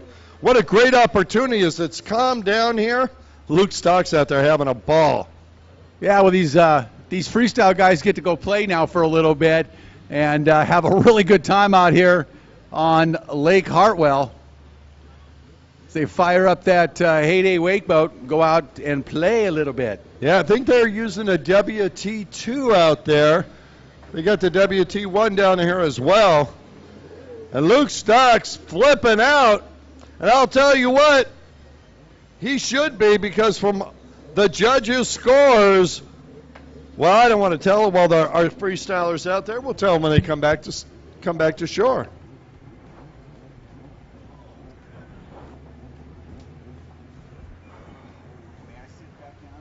I was just going to say, would you like your seat back? Well, it's kind of necessary. Hello, sir.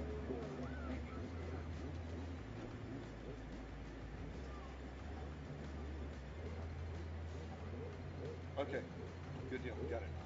Ciao. These are mine now. Here. Where's Carson?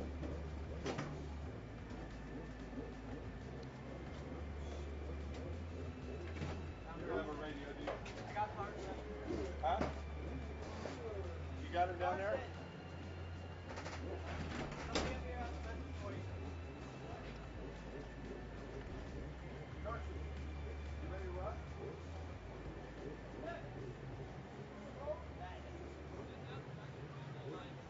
No, we're not. That's what I'm saying.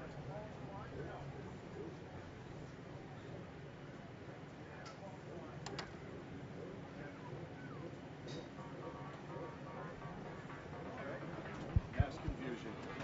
You're not going to drink this, are you? No. Just don't do it over this side.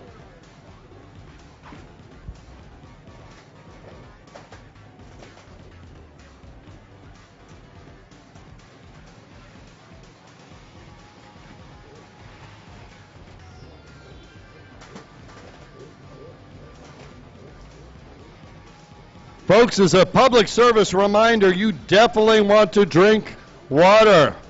Agua for sure.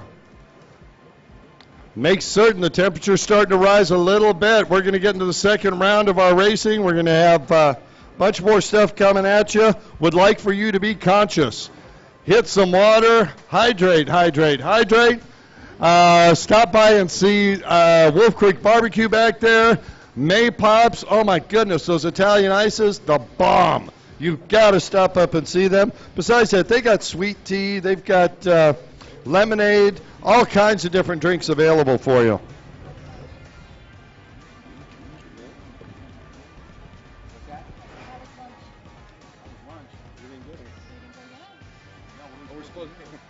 We have no instructions. Yeah. We don't know anything. That's what these We're not. You're assuming that we're smart. Okay. Well, We need instructions.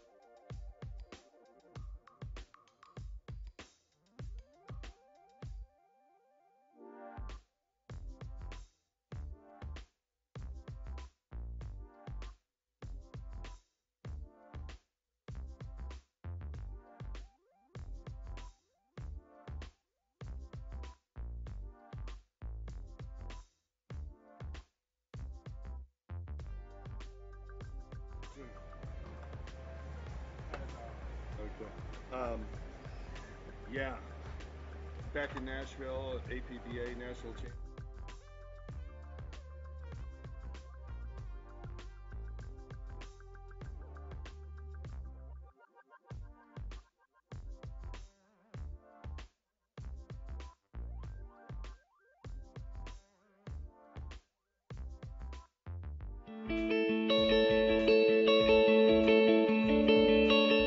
Hi there, I'm Michelle, and I'm here with the Bayliner Element F21. It's our newest center console that will have you out on the water fishing today for as low as $25,499. We're really excited about this new model, so follow along with me for a quick walkthrough. Like most Bayliners, the F21 is a complete boat, motor, and trailer package.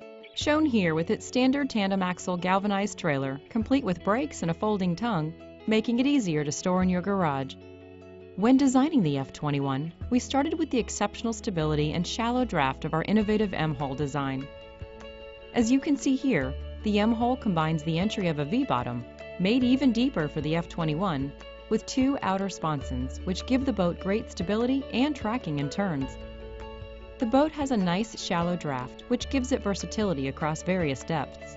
The whole package is then covered by our best-in-class transferable warranty, which includes a limited lifetime structural hull warranty, a limited 10-year structural hull warranty to the second owner, a 5-year deck warranty, and a 1-year parts and components warranty, all of which gives you added peace of mind while you own the boat and better resale value in the future.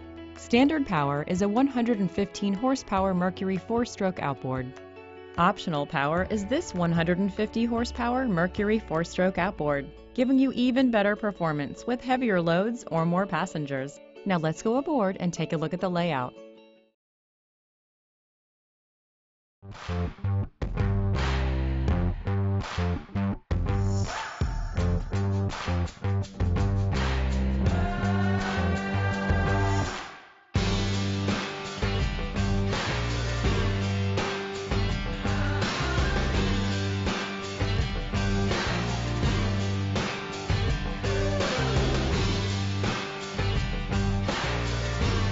To understand why the Heyday design is so effective, you need to understand what separates a great wakeboarding wake from a lame one.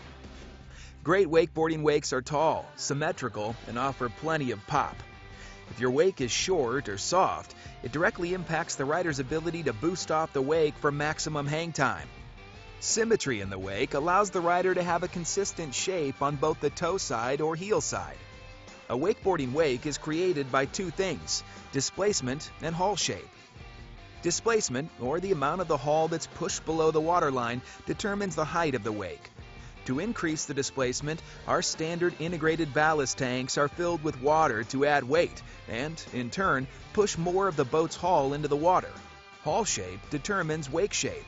The Heyday design has a number of distinct advantages that allow it to create a better wake. Strakes. Traditional boats have raised ridges which run along the length of the boat to create lift.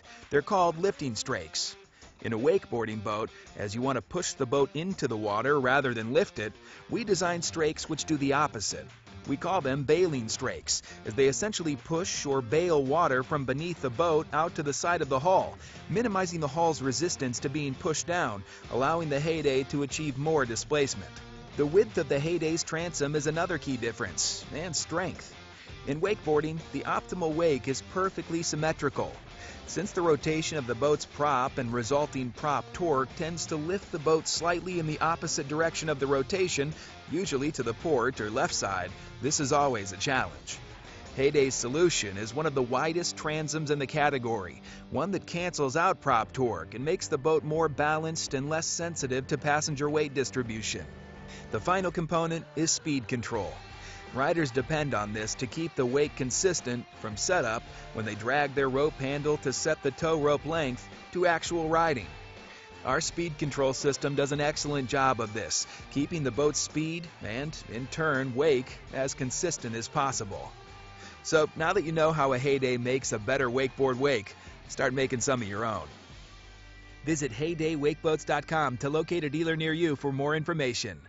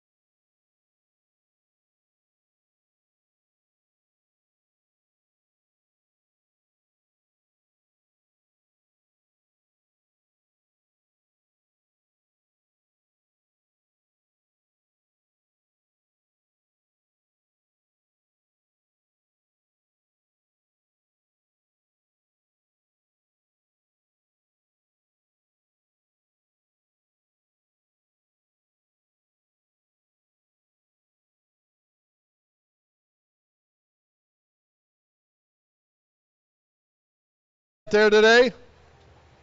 All right. Thanks to Norm, Randy, my beautiful wife, Doreen. I'm sorry I don't know your names, but we appreciate you being out there and scoring. Love the hat on the far left. Honey, grab that from him when you come in, will you? Thanks so much. All right, Pro-Am ski stock.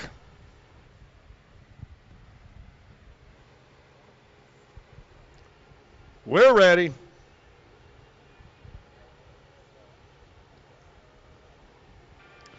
We're just hydrating. A few of our course marshals got to take our own advice. Big Daddy D Drake going out there. You the man. Norm Yee says, let's get this party started. Moto number 3. Rick, I'm excited. Jimmy Wilson has been unheaded. Is that right? Not beheaded. He definitely wasn't beheaded, not yet. Richuk might like to do that here in Moto number 3, though, as Richuk gets a great start. He and Wilson are side by side. You'd think they'd split, but no. And Richuk gonna make the drive. And Richuk takes the inside and the lead. Nice start that time. Wilson's in second place now. See what he can do.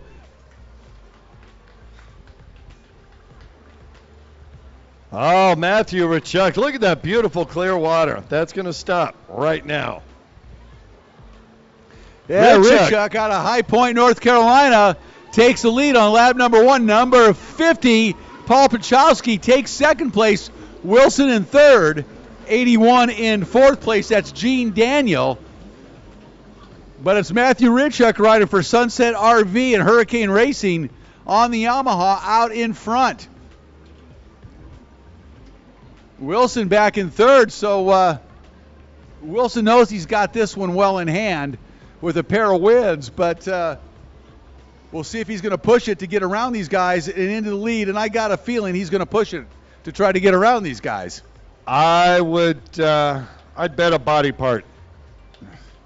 Not saying he's going to be successful, but is he going to try? Absolutely. Paul Pachowski in second place in front of Wilson. Wilson nailing down that third position right now, but out in front, Matthew Richuk out of High Point, North Carolina with that lead, and he is looking good. He had a pair of second-place finishes in the first 2 motos, so he is looking to get that first win this weekend that he has worked very, very hard at. Well, I tell you what, Richuk just came into that split course full-on horizontal, dipping his shoulder in. He was attacking that course. He wants to get out front before Wilson has any opportunity of getting behind him. No offense to Paul Pachowski, but Jimmy Wilson is the one he's got to worry about. Now, if Pachowski can stay there, if everything stopped the way it is right now, Matthew Richuk would be your overall winner. Well, that just changed. Jimmy Wilson. Wilson sweeps inside of Pachowski, takes second place right now, which would put him obviously in first place overall. But we've got a long way to go.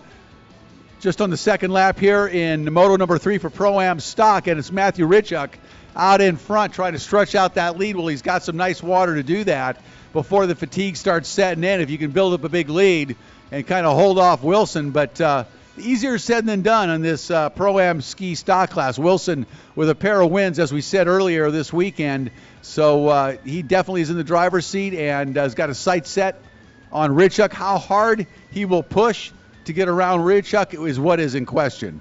Well, I'll tell you what, like I said, I'd spoke with Jimmy down there this morning at the riders meeting.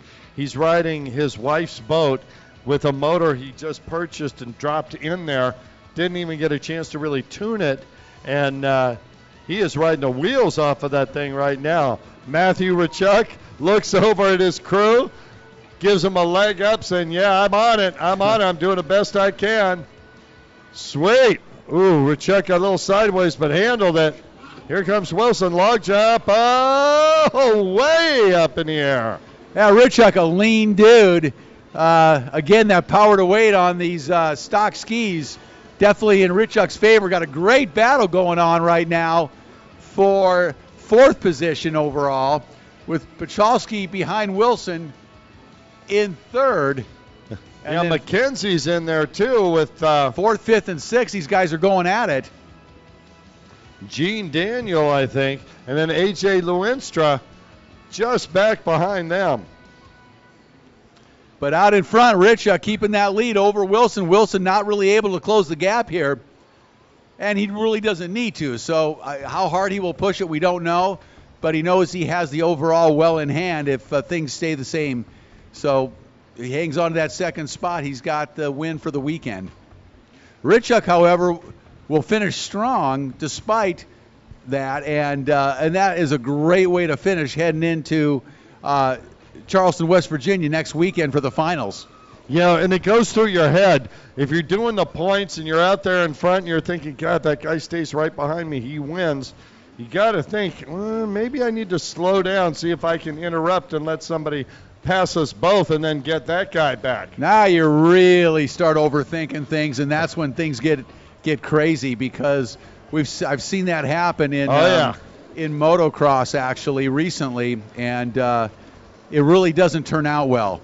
The best thing to do, it doesn't, and the best thing to do is ride your race and do the best you can and let things fall where they may, because when you start trying to control things like that and slow down purposely, it usually backfires on you. Yeah, you see that all the time in watercraft racing as well. You get a big lead, they back it out, want to save it. All of a sudden, they're not having the kind of attention to the water that they need to. And, you know, that's one of the big differences, Rick. I know you know this, between motocross and personal watercraft racing. In motocross, the track changes over the course of the day, but it's little by little by little. In personal watercraft racing, every 3 feet, that track is changing. Constantly. And I mean, in every single lap, every buoy is different. You've got to constantly be reading the water and looking ahead for what's coming up. Matthew Richuk, look over his shoulder. He sees Jimmy Wilson there. He's got this lead. He's feeling good out there right now. Yeah, absolutely. And counting on somebody else to do your dirty work is really not the way to go. And Richuk, much better heading into the championships next weekend with a head of steam, a nice moto win to finish off the weekend, and see what happens next weekend in the national championships. Halfway through. That's a battle between Gene Daniel, Callaway Turner. Those guys have been going at it all race long. Daniel up and over the log jump. There's Turner. McKenzie right behind those two. There's A.J. Lewinstra. Boy, I tell you what, Matthew Richuk has got to be lonely out there. Yeah, he's just checked out right now, which is quite a statement when you've got Jimmy Wilson behind you. But again, let's be honest. Wilson doesn't need to win. He doesn't need to push that Kawasaki any harder than he has to. 2nd place is as good as 1st for him right now, and he knows that. He's a veteran rider and a great rider, and he's not going to worry about it. Yeah, you can see it in his riding style. He's riding relaxed. He's not attacking the boys in one of those, live, attack or die mode. He's just cruising around. When I say cruising, he's doing it at a great. Oh man! I'll tell you what, Matt Richuk just about ended that going over the log jump. He hit his helmet on that handle pole pretty solid. Yeah, Jimmy Wilson on that 300 Kawasaki, definitely not pushing the envelope any longer, cruising around the track, gonna wait to fight another battle next weekend at the National Championships. Has this one well in hand, will have the overall for the day, provided nothing happens. Much better off with a 2nd place here in Moto number 3, and take the overall for the weekend and call it good. And we do want to have pro runabout stock, box stock to the line. See Dylan Osborne down there. He can hardly wait to get going in this race. Boy, Matthew Richuk, he is definitely checked out on this one. Put a huge gap between himself and Jimmy Wilson. And again, this just builds momentum. This builds confidence. Finish off the weekend strong. Head into the next weekend's race with a little bit of momentum gained from a win. and you never know what can happen. I'll be honest, I've never seen Jimmy Wilson behind somebody with that large a lead. Well, not that he wins every race. Richuk, a young man, right getting there. faster and faster, right? Absolutely. You know, and again, Wilson, let's be honest. Let's be fair to Wilson. Definitely in cruise control right now. Yeah, absolutely. He knows he's got the overall. Matthew Richuk, only 16 years old. How good is this feeling for that young man? Well, exactly right. That's the point, that he's just getting faster and faster and faster. Young man with a great future ahead of him in this sport. Boy, Pacholski all by himself in third spot. The battle for fourth, fifth, and sixth coming through right out in front.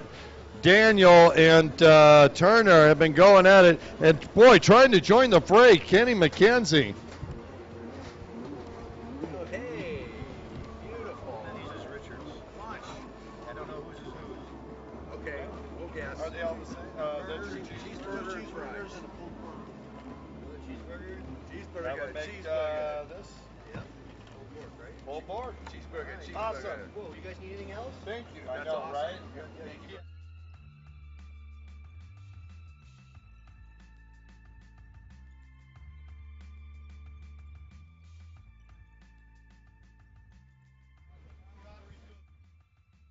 Richuk one more time, looking around going, I like this. This feels good out here in front.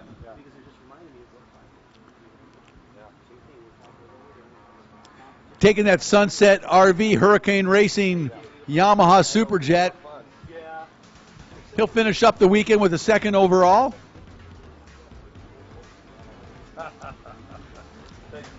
Jimmy Wilson on the 300 Kawasaki will, barring anything unforeseen, finish up the weekend with the overall win. Richuk will take second, and then we'll sort out third place behind. Pacholski right now on that number 50 Yamaha Superjet in the third position. Yeah, Daniel and Callaway Turner, those two have been going at it. And where's McKenzie? There's McKenzie. Those three have been battling all race long, swapping positions a little bit here and there. But it's all Matthew Richuk in this, and, of course, Jimmy Wilson for the overall. Gotta love that, as does Broward Motorsports and Judge Motorsports.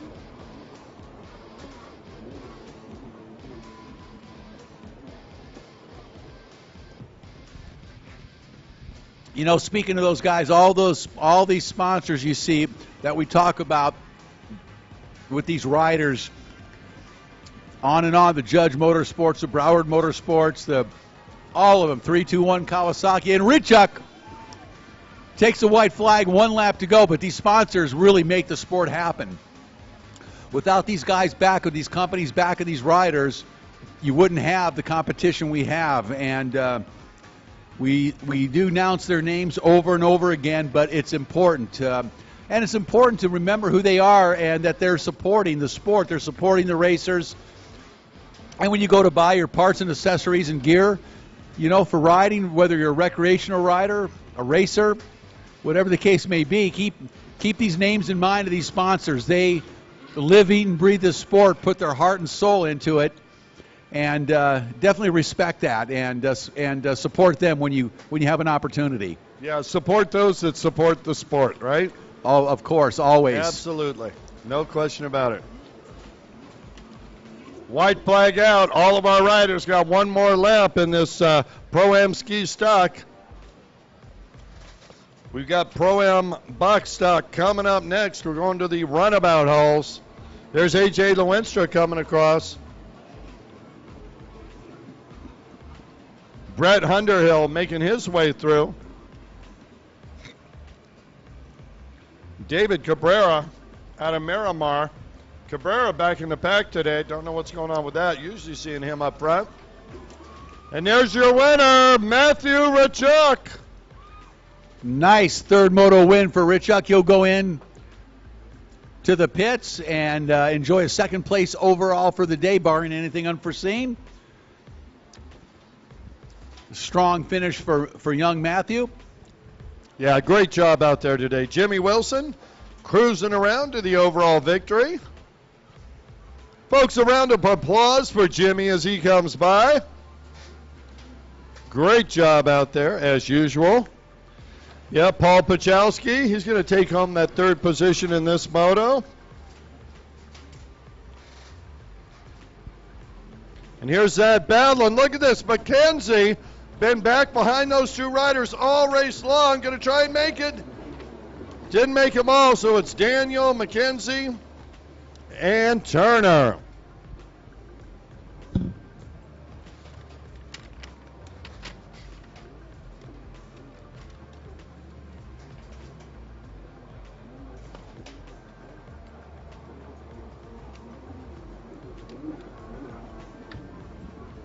AJ Lewinstra coming by, still looking strong. Brett Underhill right behind him.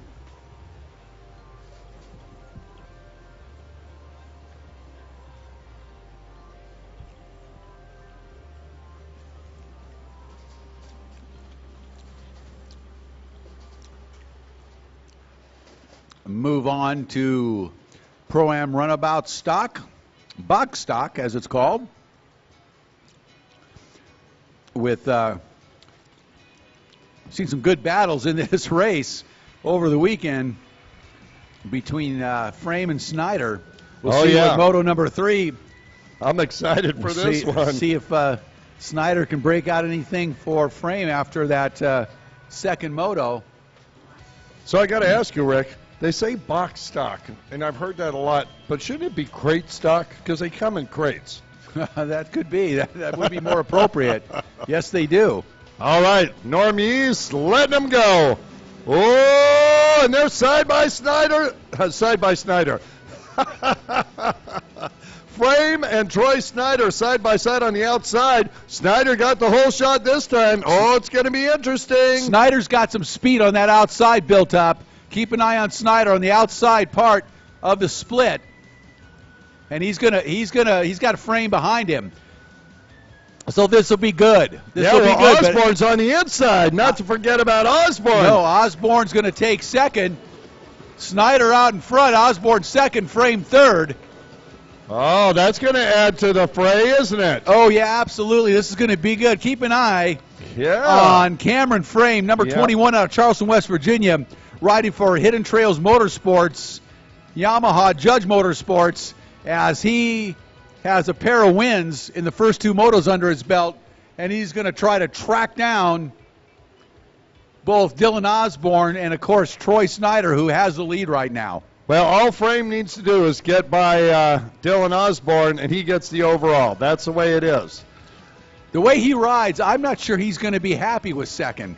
Well, I didn't say he'd be happy, but he'd get the overall win. He will. You're absolutely right. He will get and the overall. He would be happy. Yeah, and he'll be happy with that, to say the least. But the way this young man rides, he is on fire. Well, Frame taking the inside now. He was on the out. Love the outside in the first two motos, but boy, look out, Dylan Osborne. Frame is all over it. Yeah, I mean, he's gone. This is going to be real cool. Frame lost a little drive, but he gained it back, and now he's got Osborne on the outside, Frame on the inside. Frame's going to hang it on. He's going to force Osborne to go around the outside. Osborne not able to do so. Frame takes over second place with a great bit of riding coming out of that split into the left-hand turn at the end of the front straight. Wow, that was a great race. Yeah, those guys were going at it, and Frame set him up absolutely perfectly coming out of that split onto the front straight and made it stick. And now he's going to set his sights once again on Snyder, which this will be interesting. Because remember, in moto number 1, Frame barely got around Snyder, like right at the end.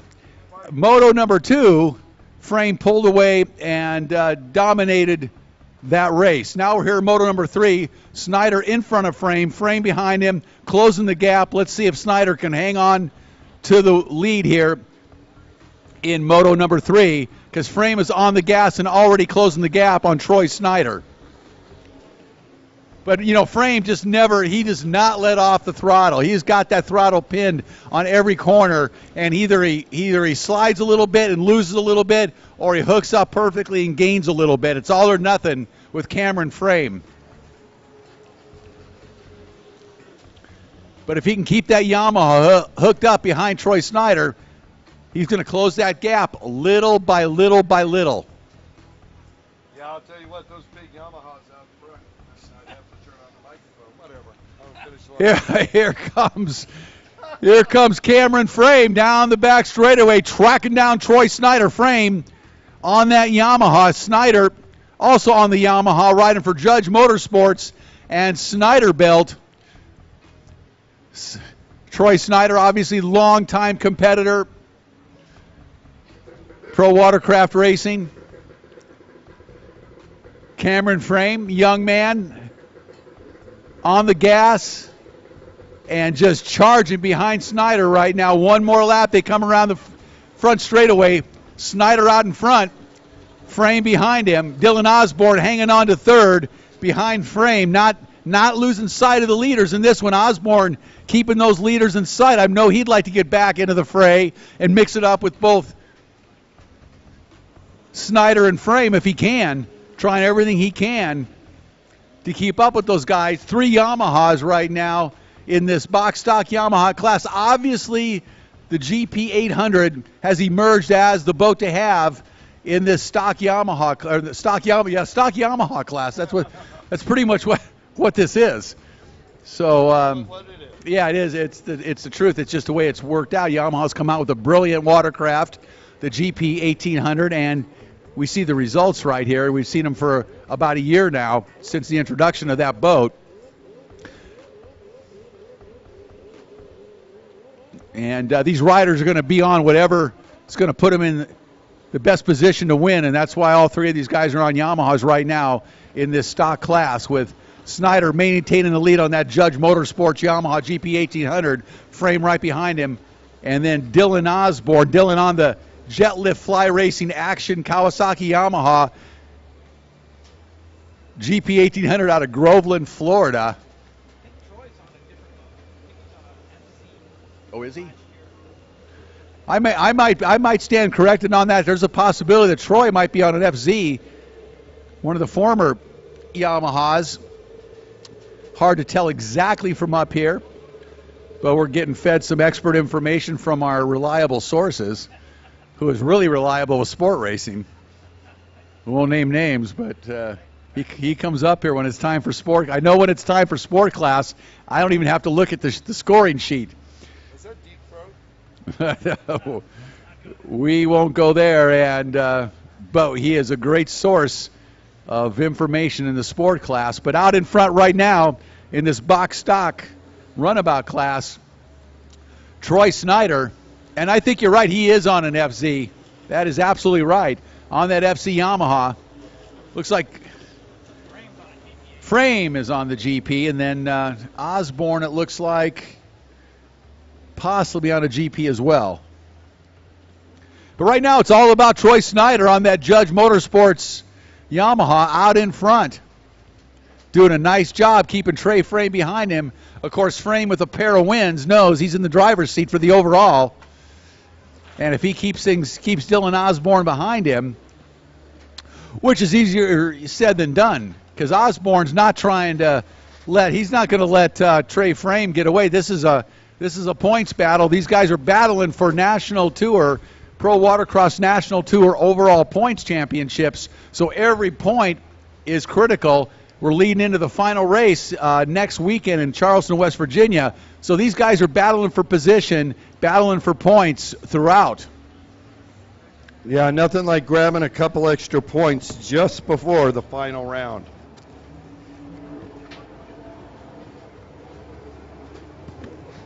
Troy Snyder, one more time down the front straightaway. Cameron Frame in pursuit with Dylan Osborne right behind him. And I'm glad to see Osborne back up there with him. All tour long, Osborne has been a front runner. Had some issues yesterday, but man, these boats are flat, hitting and getting. Troy Snyder getting the most out of that Judge Motorsports FCR. Cameron Frame using a GP 800 to best advantage. And boy, it looks like Cameron's pulling just a little bit on Troy down that back straightaway. It's not a significant amount. But if they could get Well, Frame is going to go ahead and follow him through the inside split course, try and get closer as we wind down to the end of this race. Speaking of the end of the race, coming up next, Sport. Sport GP. Come on down to the line.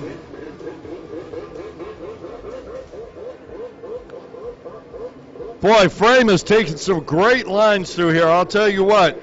If he does not catch Troy Snyder, it's not for lack of trying. Frame is sticking that boat everywhere he possibly can. Now he's doing the inside-outside, trying to jump that pump wash, get just one time, get enough acceleration to pull even with Troy Snyder on that back straightaway. Watch him as they hit the U.S. Army back straight. Troy Snyder out in front with Cameron Frame on fire behind him.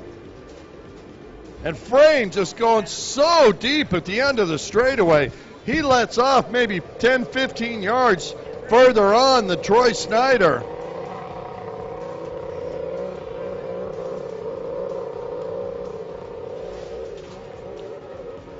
Snyder looking over for a flag. Looking for some relief.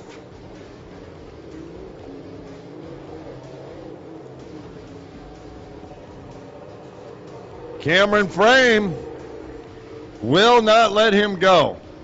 I mean, Troy Snyder's used to being able to get out front and just leave everyone.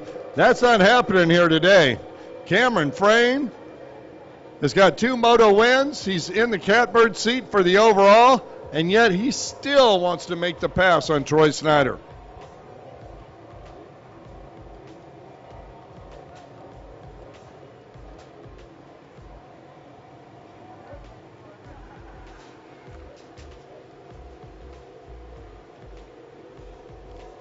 And Frame really does reel in Snyder at the end of the back straightaway. I think Troy's got maybe a little bit more corner-to-corner acceleration, and that's why he's able to stretch it out here on the inside. I'm wondering if Frame shouldn't try the outside. It hasn't been quite as fast, but it does give him an opportunity to stretch the legs of that big GP 1800. Snyder making the turn onto the front straightaway. Frame right there behind him. And here comes Dylan Osborne. They are equidistant from each other.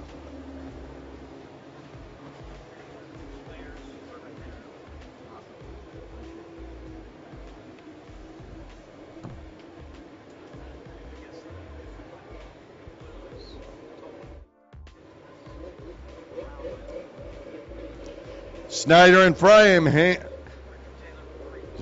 headed back out to the middle of the lake. They're going to hit that U.S. Army back straightaway any moment now. It's Snyder. Frame a little closer this time. Little by little, Cameron Frame starting to move up. Look at Frame up over the front of that boat. He's trying to get as much power to the water as possible, and Frame really reeled in. Troy Snyder this time. Snyder attacking the inside one more time, and Frame right there behind him.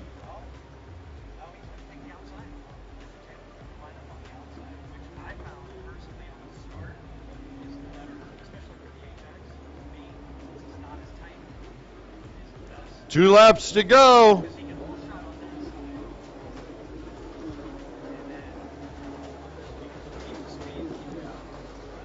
Snyder, Frame, Osborne, 1, 2, 3, all right in a row. I'll tell you what, this class has got about as tight a racing as you can possibly have.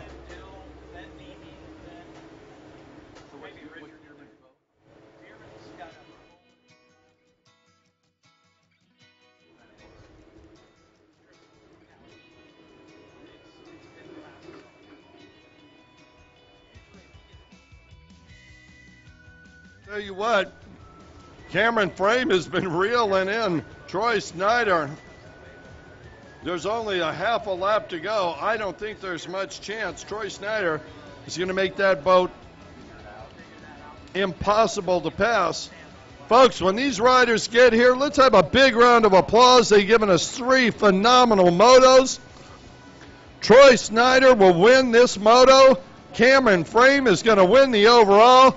Give them a round of applause as they come by.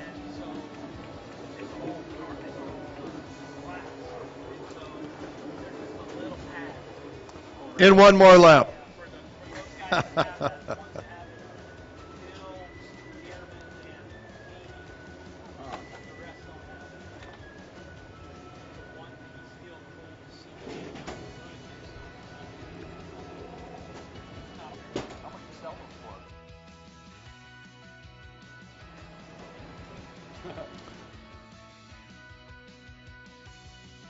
Getting closer and closer to Troy Snyder.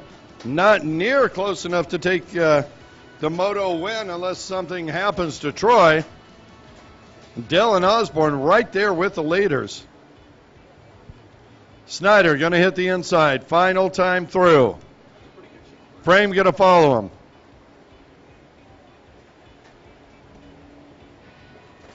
And folks, look at this. Osborne trying to make a move on the outside. How crazy would that be? Cameron Frame pushing Troy Snyder. Snyder looked over his shoulder like, well, you were just disturbing. Let's see if Troy Snyder gives a young kid a good thumbs up. Nope, different finger. So you're saying that Troy Snyder might have been a little annoyed? I think he gave him a number one. You're number one with me. I couldn't tell. Oh, I don't know about that now. Well, that was a good set of motos. That stock runabout class. Those guys really made that fun and exciting and interesting. All three of them that ran top three. You know, Snyder and Frame and Osborne. That was good racing. And then we go to the exotics, I guess, Sport GP, and it's amazing the configurations that are out on the race course. A lot of the classes, the guys are racing, girls are racing watercraft that are fairly similar in design and motors and things like that. This is pretty much the polar opposite.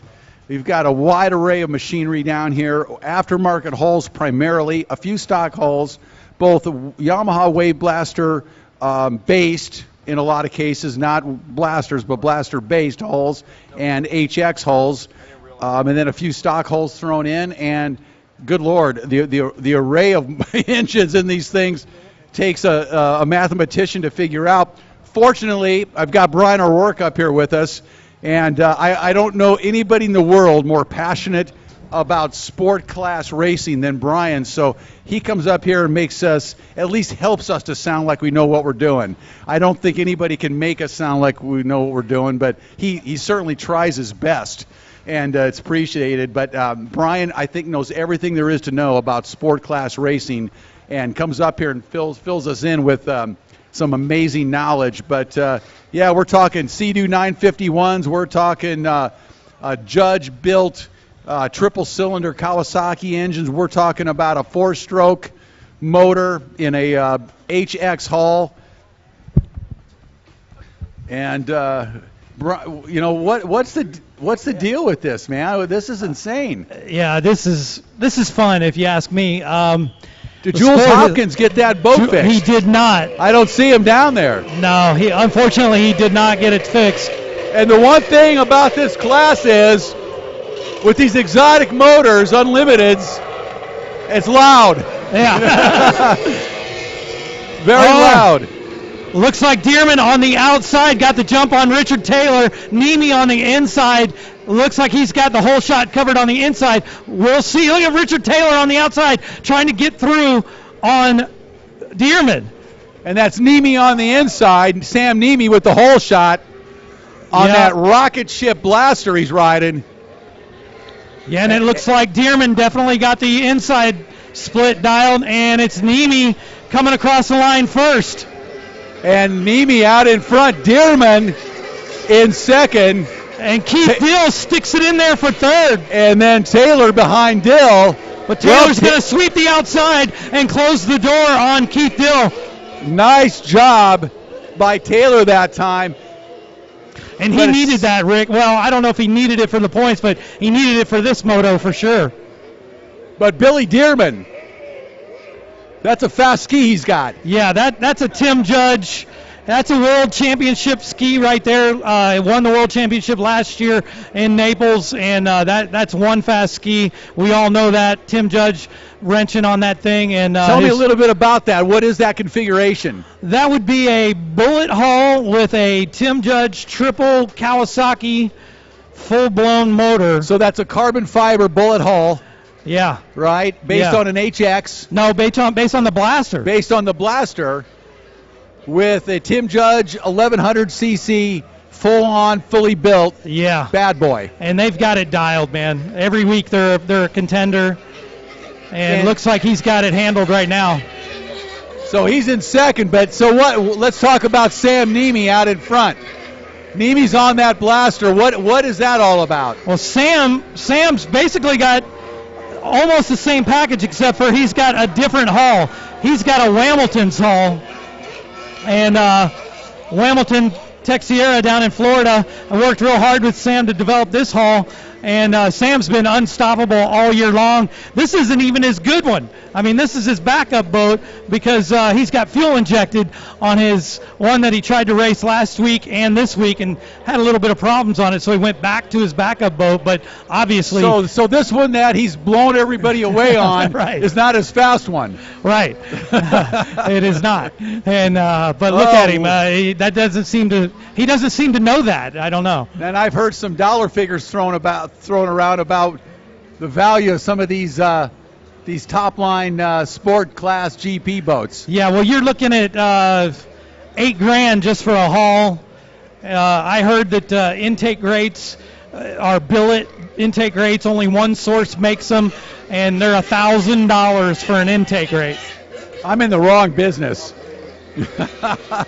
Tell me about what drives these guys. What drives all of you? You're involved in this. You are passionate.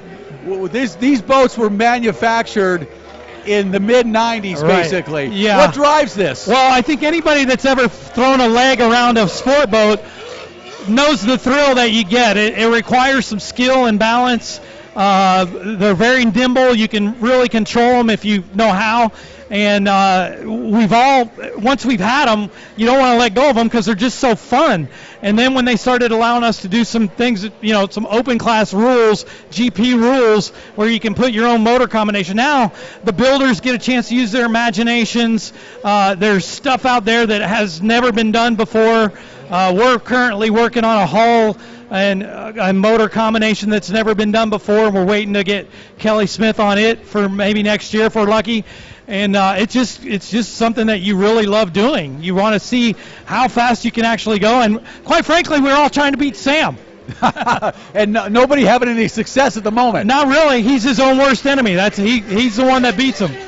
Brian, can I just say, first thing I'd start with would be a Hamilton hull. We're going to build our own. We're going to build a Team Faith hull. Well, that's the way these guys all started. They decided, hey, I've got a better idea. I'm going to build it. You saw the freestyle boats, same thing there. I'm just looking at the attitude. If you look at the difference between Dearman's boat and Niemi's boat going down the straightaway, there's much less wetted surface on Niemi's boat. The nose is up in the air. It's only in the water when he is at rest or pushing it hard into a corner. Yeah, and if you notice, Sam Niemi stands up the whole time. He's on a Hamilton's hull, and Billy Dearman just now starting to stand up on that back straight. His style with that particular bullet hull requires him to sit down to get that thing to hook and be predictable. So he's learned how to ride that thing and won a world championship in Naples last year. So he can ride it, but Sam's got him dialed right now. And I was just going to say, from what I've seen this year, the boat that Sam Niemi is on is definitely the head of the class. And like you said, I was talking to him at breakfast. He says, yeah, I'm going to ride the backup. I'm having problems with my GP boat with electronics. I'm like, yeah, that doesn't seem to be too much of an issue for you, does it? Yeah. No, it's not. No. Well, Dearman's still in second, and Richard Taylor rounding out your third spot. Keith Dill, who's a player in the points, in fourth, and Johnny Smith in fifth. I think Richard Taylor's still going to have him covered, though, if he stays where he's at with a 1-2. Yeah, Richard Taylor's in great shape.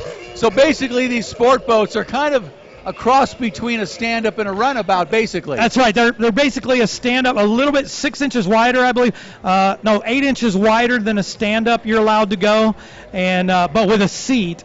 And as you can tell, the guys on the blasters don't really use the seats. They don't sit much. The HX guys, we actually made the switch from a blaster to an HX a couple years ago, and I was told real quickly that you got to sit down on those things to get them to respond the way you wanted them predictably. You know, the other thing about this class that I find really cool and interesting is that you've got the different hulls, you've got the different engines, but you've got riders from 20 years old to 50 years old. Yeah. I mean, everybody's involved, everybody's having fun, everybody's included. Oh, Richard Taylor just spun out, but does not miss the buoy. So he'll regroup and still in third. That's not going to hurt him right now. No, not going to hurt him at all. But a wide array of ages out here. Well, like I said, I think once you throw a leg around one of these sport boats, you're hooked, man. I mean, it's challenging. It offers some. You have to have some skill, and they're just fun. They're like motorcycles on water. You lean them into turns. You can carve. You can feel the G-forces as you're carving. They're not a flat turning boat, and they're just fun. Boy, they're fun on flat water. They're fun in the surf. And you said between a stand-up and a runabout, are they a stand-about? Yeah, let's call it that. You know, it's funny you bring that up, how much fun they are, because of all my buddies that I've grown up with riding through the years, the guys that have blasters and have ridden blasters still have blasters. They have blasters. They will not give them up. They will not get rid of them. It doesn't matter. They love to ride them. Yeah, they're light, so you can throw them in the back of a pickup truck and basically unload them yourself if you needed to. For that. Yeah, yep, there absolutely. is. They're very portable, and look at Sam Nemi. He's just on a Sunday cruise now. Well, this is fantastic. I just think this is absolutely awesome racing. It's so fun with the wide array that you have out here of gear. Pro-Am Runabout GP riders, we need you down in the starting line. Pro-Am Runabout GP up next. But, geez, you know, it's really good racing.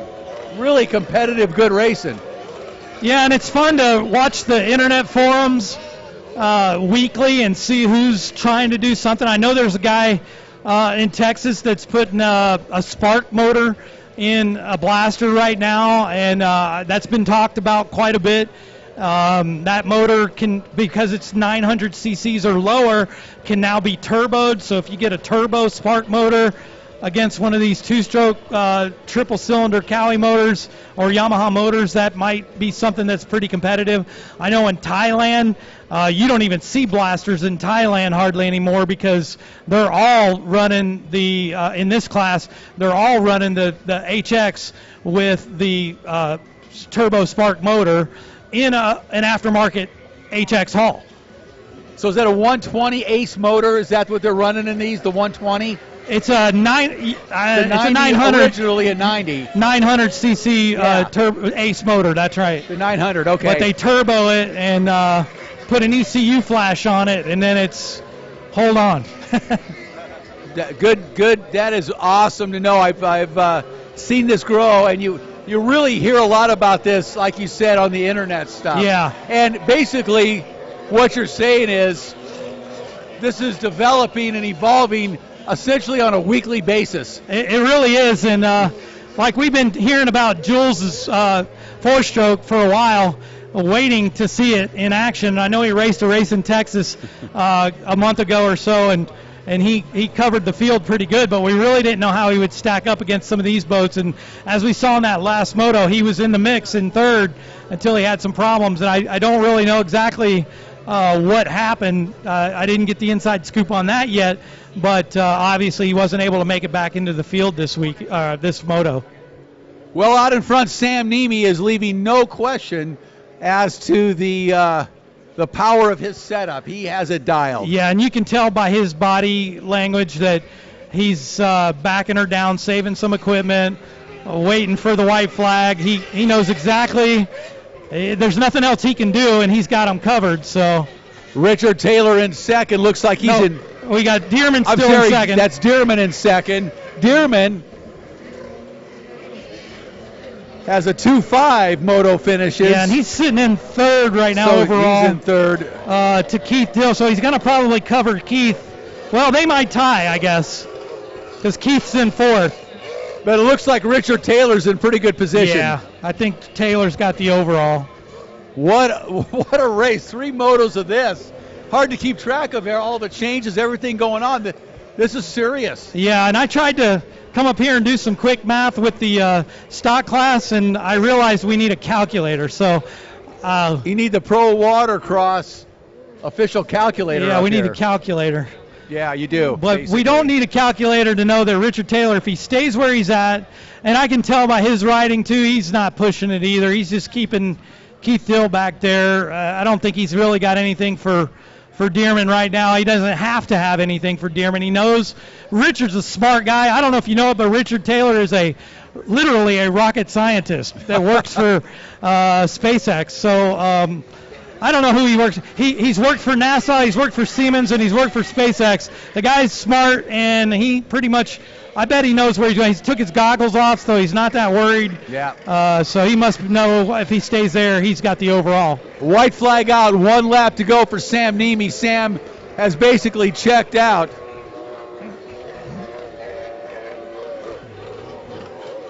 Riding a brilliant race from start to finish. Sam pulled the whole shot and has basically left everybody in his wake. So it looks like Nemi will come out with 10 points. Dill with 10 points as well if he finishes, but obviously Nemi would get the nod based on the last moto finish. That's it. Taylor will come out with 5 points, it looks. 6 points.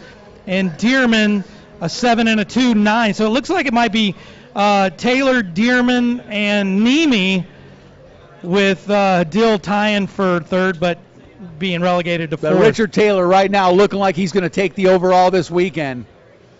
Head into next weekend's national championship. Yeah. And a week goes by, who knows what guys are going to be running. Exactly. Exactly. Look at Nemi. He's sitting down. He's tooling.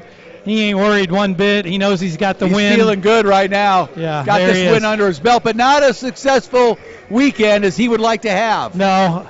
My guess is he's either going to figure that boat out or put it on the trailer for next weekend. 111. Richard Taylor takes third, and Dill takes fourth. Dearman took second. Yeah. The other 111. Johnny Smith in fifth. One of the Hayes boys in sixth. And Jordan Carroll actually with a great weekend with a 7th to finish out his weekend. He had he came in with a 4.4 and a 7, not too shabby for a stock hull blaster right there. Pretty good work. Not too shabby. Absolutely right. Well, thank you. That is just pretty amazing good stuff. Yeah, with the amount of technology involved in this class, it really helps to have somebody so tuned into it. And you certainly are, man. There's nothing you don't know going on in that sport class. It's my honor. We have, unfortunately, Team Faith wasn't able to get to the sport class this year. Our premier rider Kelly Smith came in a little injured, and actually last weekend in Atlantic City was his first race back. He opted, no sense trying to stick it in the mix at such a high level class, so we decided to stick him in on stand-up, which he's done well in. So we'll be back next year, hopefully, with a new hull. And in the meantime, my heart is still with them sport guys. So God bless you guys. Thank you very much. Appreciate all your help. Our thanks, Brian O'Rourke. Absolutely phenomenal information there. Boy, I'll tell you, the sport class, down in the pits, you can almost tell when you're in a sport class pit. It's a little friendlier. I mean, not that any of them are unfriendly, but there's a camaraderie among that group, because they have to be craftsmen to start throwing different manufacturers' engines in there, different hull styles. I mean, really, the imagination goes wild, and that's where the development is going, right? I mean, for the aftermarket manufacturers, they're not going to make a full brand new boat. They can make hulls, but they're not going to be able to include that engine package and compete with the large manufacturers. Well said, absolutely correct. And a lot of these boats, many of them are absolutely one-off creations. Good stuff, and thank you again, Brian O'Rourke. That's some amazing insight. We move on to Pro-Am Runabout GP, Moto number 3. Wasting no time, heading into the first turn. Runabout GP class. Again, Brian Baldwin. Bye. Looking good one more time. BBB. Bye-bye, Brian. Claude Clayton on that Sea-Doo. He's been the only one that's been able to stay close to him. He has put in a good effort, and look at Clayton. Clayton's going to take the lead down the front straightaway.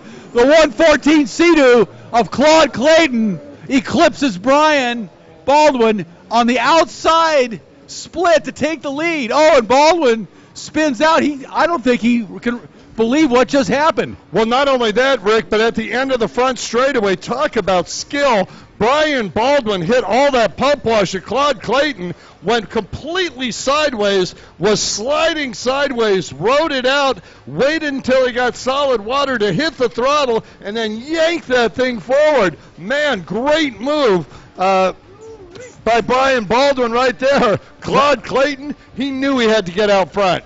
He knew he wasn't going to pass Baldwin from behind. Frankly, a little surprising from what we've seen so far this weekend, with Baldwin getting out in front right away and just extending his lead the entire race.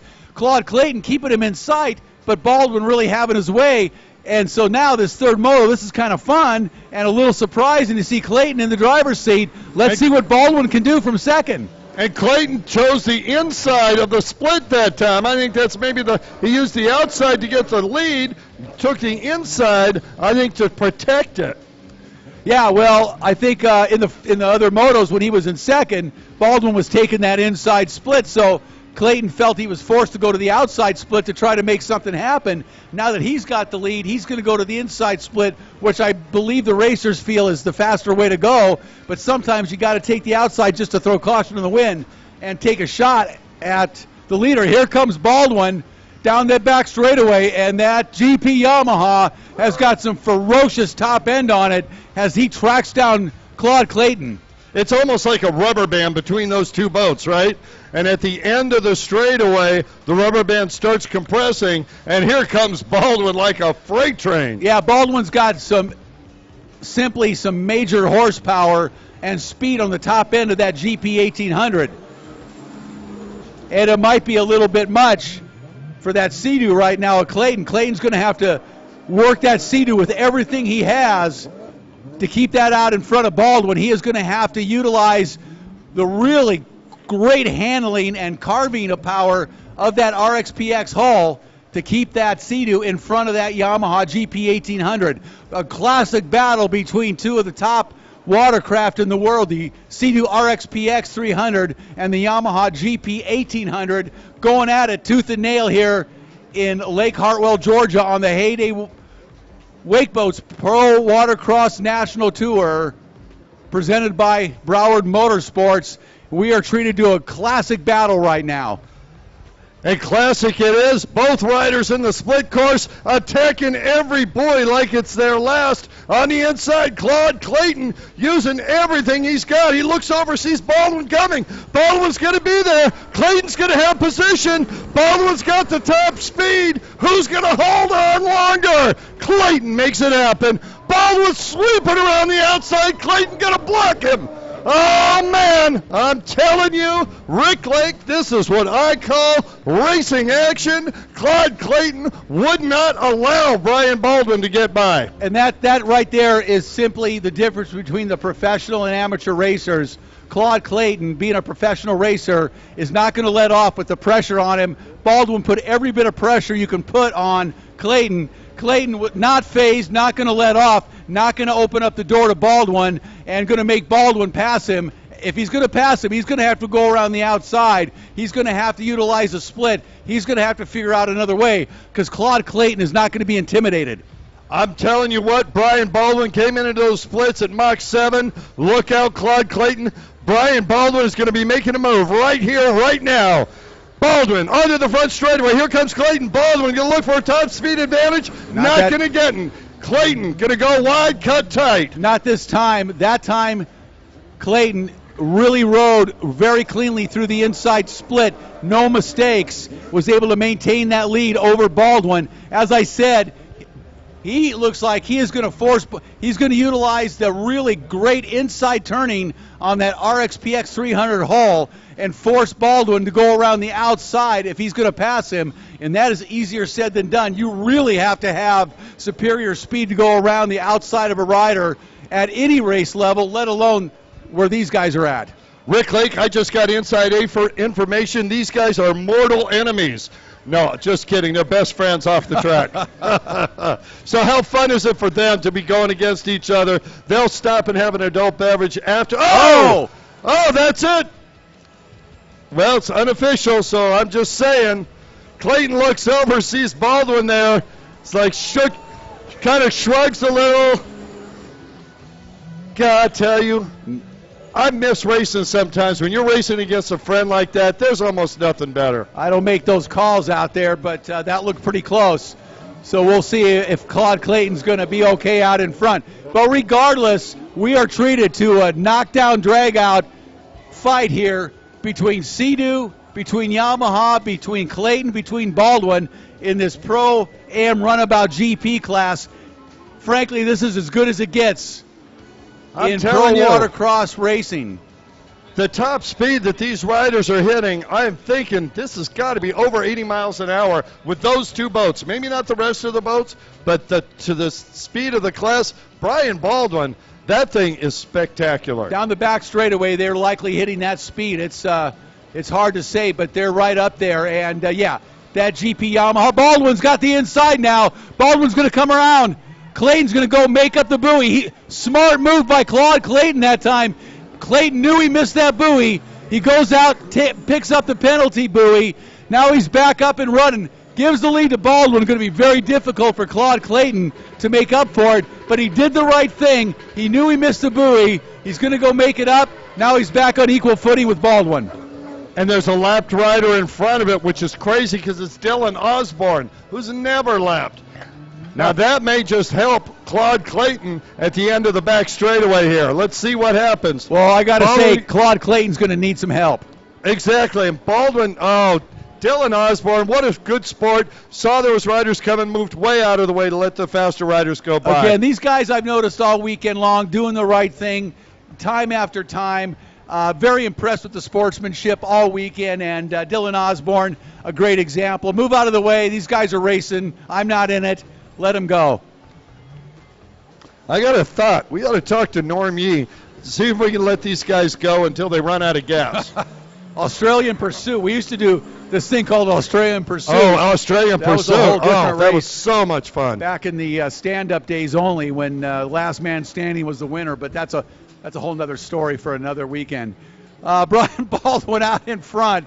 Claude Clayton trying desperately to make up, but I don't think he's going to have the time to do that or the ability. When he was out in front of Baldwin, he was able to use that Sea-Doo's inside turning ability to control the inside line and force Baldwin to try to go around the outside. Now, with Baldwin in the lead, that's not going to work. Yeah, and to be frank, Clayton was slowing down way earlier than Baldwin at the end of the back straightaway. I think he's just being a little bit more conservative there. Believe me, at those kind of speeds, I understand it. Brian Baldwin willing to do everything he could. He's holding that trigger throttle wide open. And that's a shame that he missed that buoy, because this was really, really exciting to watch. And I don't know. It's still exciting. He's still close. He's close, but let's be real. The way Brian Baldwin's been riding all weekend with that lead, he is pretty untouchable. And unless something happens, it's going to be really tough for Claude Clayton to catch back up. But heck, he put on a heck of an effort and a heck of a show, and it's impressive. And I love seeing the classic battle between two completely different watercraft, the Sea-Doo, the Yamaha, two completely different design boats that excel at different attributes, and a pretty good matchup. Rick, is it wrong of me to wish for a lanyard pulled for Brian Baldwin just for a little bit? So wrong. Just for a little bit? So wrong. Not a whole lot, just but I don't disagree. Just a little? He's earned this, you know. And, Claude pushed it to the nth degree. Oh. He was on it. He made a very, very common mistake that everybody makes at one time or another. Just cut that buoy so tight. He missed it. He went over it. He knew it. went back to make it up on the penalty, fair and square. And I'll tell you what, that's one of the things that's most impressive to me about Brian Baldwin's piloting. And I'm going to call it piloting because, man, they are flying out there. He is so close and so accurate on those buoys. And I haven't seen him bobble once all weekend around those buoys. No, that's a good point. He sets the nose and steers it around just underneath. I mean, really minimizing the amount of distance he has to go through the whole course. You do that a foot here, a foot there, over 25. That's 25 feet at the end of one lap. Yeah, he's got that boat dialed in because you notice it doesn't look, as fast as he's going, it's not looking like he's overcooking it. He's not sliding. He's not losing control. So that tells me that they've really got the handling, the pump, the sponson, everything dialed in on that GP Yamaha because it really is tracking. It's hooking up. He's not making mistakes. We haven't seen him make mistakes all weekend. Yeah, it's spectacular. And it's it not really for lack is. of speed. He's not going easy out there. No, it's spectacular. You know? And you see a lot of guys sliding all over the place here and there. Of course, this is a GP boat with different configurations and different modifications allowed. But nonetheless, he is riding that GP Yamaha to perfection. Wow, I'm looking at these huge hulls and the speeds they're going, and you look at the air that's underneath them, the pump inlet all the way at the back. They're almost like they're flying across the top of the water. Yeah, the only thing really touching the lake a lot of the time is that intake grate. That intake grate and ride plate and the very back end of that hull, maybe the trim tabs a little bit, but mainly the intake and the ride plate are the only thing really touching the lake a lot of times on these watercraft. Which is why they get many of them get unstable at top speed, which once again makes Brian's boat that much more impressive because that thing is rock solid. White flag comes out. Yeah, they work so hard to get these ride plates dialed in, to get the right angles, the right configuration. Obviously the scoop grates are critical, and to have those dialed in and matched well to the pump and to the impeller. It's a combination of things that requires an amazing amount of knowledge, an amazing amount of testing to get dialed in. And these guys test constantly. It actually never ends. There's no ending to the testing that these guys do at this level. They're never satisfied. I've worked with a lot of tuners on some different things, especially as of late. And sometimes it can be frustrating on my end when we're trying to put some stuff out on the market to sell with Watercraft Rider. And the guys we're working with, we'll be testing, we'll get a part, and we'll do some filming, we'll test it. We're going home. I'm halfway back home, and the tuner calls me up, Bill Chapin, and says, "Hey, I already made some changes. Turn around and come back." Yep. No, that's the mentality. They never stop. Brian Baldwin's no different. He's going to take the checkered flag here with a clean sweep and a great weekend of racing for Brian Baldwin on that number 502 Yamaha. Kudos to Brian. And likewise, let's hear it for Claude Clayton. What an effort this afternoon in Moto number 3 here. The 114C to a Claude Clayton. What an effort. What a race. Gave us all a really good time. That was exciting. And you know what? I talk about class. Brian Baldwin sat there after the start, just waited for Clayton to come by and gave him a great big thumbs up and a nod to him. It's like, yeah, you almost had me there. Well, you and I have been around the sport a while, and we know very, very well that the camaraderie and sportsmanship, these guys battle, and there are flare-ups at times. Let's face it.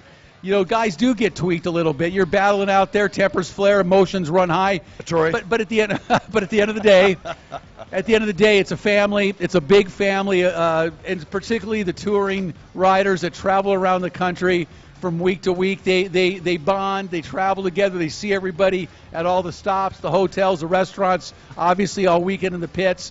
They're very quick to lend a hand. Very quick to share a tool. You need a part. If they have it, you got it.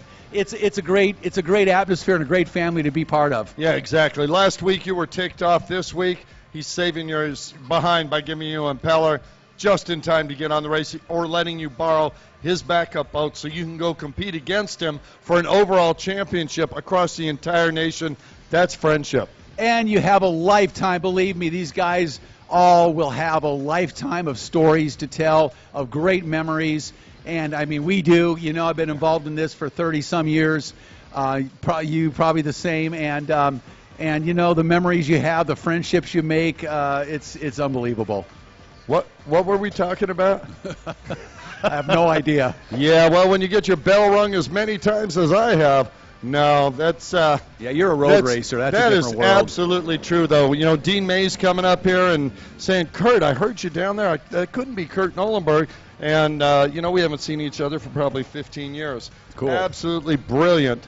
Some of the friendships that you get here. I've got friends in Australia, Japan.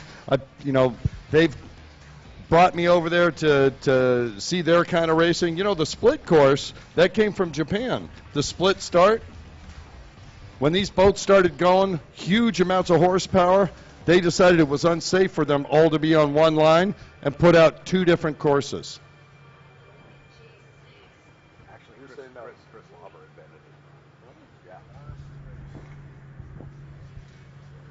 Chris Lauber had a little to do with the split course, but we'll keep that discussion for maybe another day. Well, talking about, you know, stalwarts of the industry, the guys that started this, Chris Lauber, out on the East Coast down in Florida. I mean, one of the pioneers of not just personal watercraft racing, but promotion.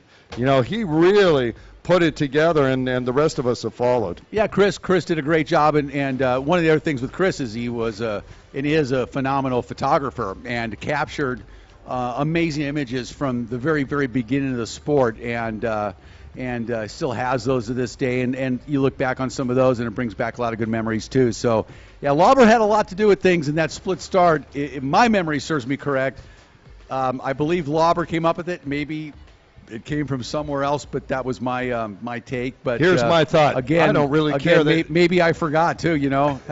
What were we talking about? Exactly. Well, let's talk about the Pro-Am Ski GP Moto number 3. This is the final race of the day. This is my favorite class. I got to tell you, I am looking forward to a battle out there. Jimmy Wilson, first in Moto number 1, second in Moto 2. Craig Warner, second in Moto 1, first in Moto number 2. Cody McCallum, 5th and 4th. Isaiah Washington, 6th and 7th. Matthew Richuk, 9th and 6th. David Cabrera, a double 8th. Johnny Smith, 3rd and then a 5th.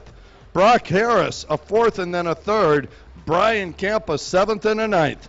Obviously, Wilson and Warner are going for the win. There's some, the math will get crazy as the race gets going. Who's going to get the whole shot, Rick? That's what it's all about. Well, based on last moto, I think I'm going with Warner. Based on the moto before, I'm going with Wilson. So how's that for being non-committal? Well, and here's the interesting thing. Warner chose the inside, Wilson the outside. Warner didn't want the pole. He moved over one. Okay, he wants to get a little bit more, a wider entrance into that start. Now we're assuming they're going to get the whole shot. And I'm a little surprised by that. I would think he'd go for the outside myself, but exactly with that hull, right? Exactly right. Yeah. But, you know, I looked down, I see one of the other riders who's listening, he looked up, he's like, what about me? I could get the whole shot. Yes, you can. It is wide open. This, after all, is Pro-Am Ski GP. These guys are all fast, every single one of them down in that starting line, and they are all capable of performing really, really well and taking a win overall. But it's going to come down, let's face it. Warner, number 7. Wilson. Who wants it number more? 3. The SXR 1500 versus the old SXR 800 hull. And we were talking about them. They're both out front. Warner on the inside. Got a great jump. As did Jimmy on the outside. Jimmy smooth. Well, I know Warner likes that inside split. I had a little chat with him this morning, and all I'll say is he definitely favors the inside split, and we'll see where that leads here. Wilson on the outside split, Warner on the inside split. It looks like Warner may, I don't know. Here comes Wilson. It's going to be Wilson. Wilson's going to take the lead. Number 3, Jimmy Wilson. Out in front, Warner in second. Number 11 in third place, Cody McCallum. 72 in fourth place, Johnny Smith. Well, I'll tell you what, our hot dog weenies there coming off the inside moved out Warner came in. He saw it. I could see him bobble for just a moment. Those things had slid out in front of him. I don't know if they're going to move those during the race. Well, you know what? Amazing to me, Kurt, that in moto number 2, Warner got the whole shot. He took off, left Wilson in the dust. We thought Wilson may have had some motor problems. And from the looks of things, it looks like he did, because right now he is running way faster than he did in moto 2. Oh, yeah. So Warner's going to have his work cut out for him. Wilson goes to the inside. Warner's going to go outside. Warner's got to keep that big SXR 1500 hooked up. I'll tell you what, I got 2 words for you with Jimmy Wilson. Tim Judge. Oh, yeah, Tim's down here on the down here. He is working on that. Here comes Warner on the outside. He's got some speed built up. Wilson looks over his shoulder, looks over twice, looks over a third time. Long jump. Wilson keeping an eye out, keeps looking over at Warner. Oh, and Warner bogs down, bails a little bit over the log jump. I'm telling you. And that's enough to do it right there. That 1500 and the log jump do not make good play pals. Well, you get that big SXR 1500 off the line, sideways, a little bit out of shape. That's a lot of machine to muscle back into shape. Yeah, it's too much. Excuse me, at low speed. At high speed, you might be able to wrench it over, but when you're coming over the log jump like that, you're stuck. That weight's a disadvantage. Yeah, no question. Yeah, absolutely. Usually weight is not a good thing, and in that case, it definitely isn't. Well, I'm not inside that helmet, but Craig Warner is looking for any opportunity to move forward.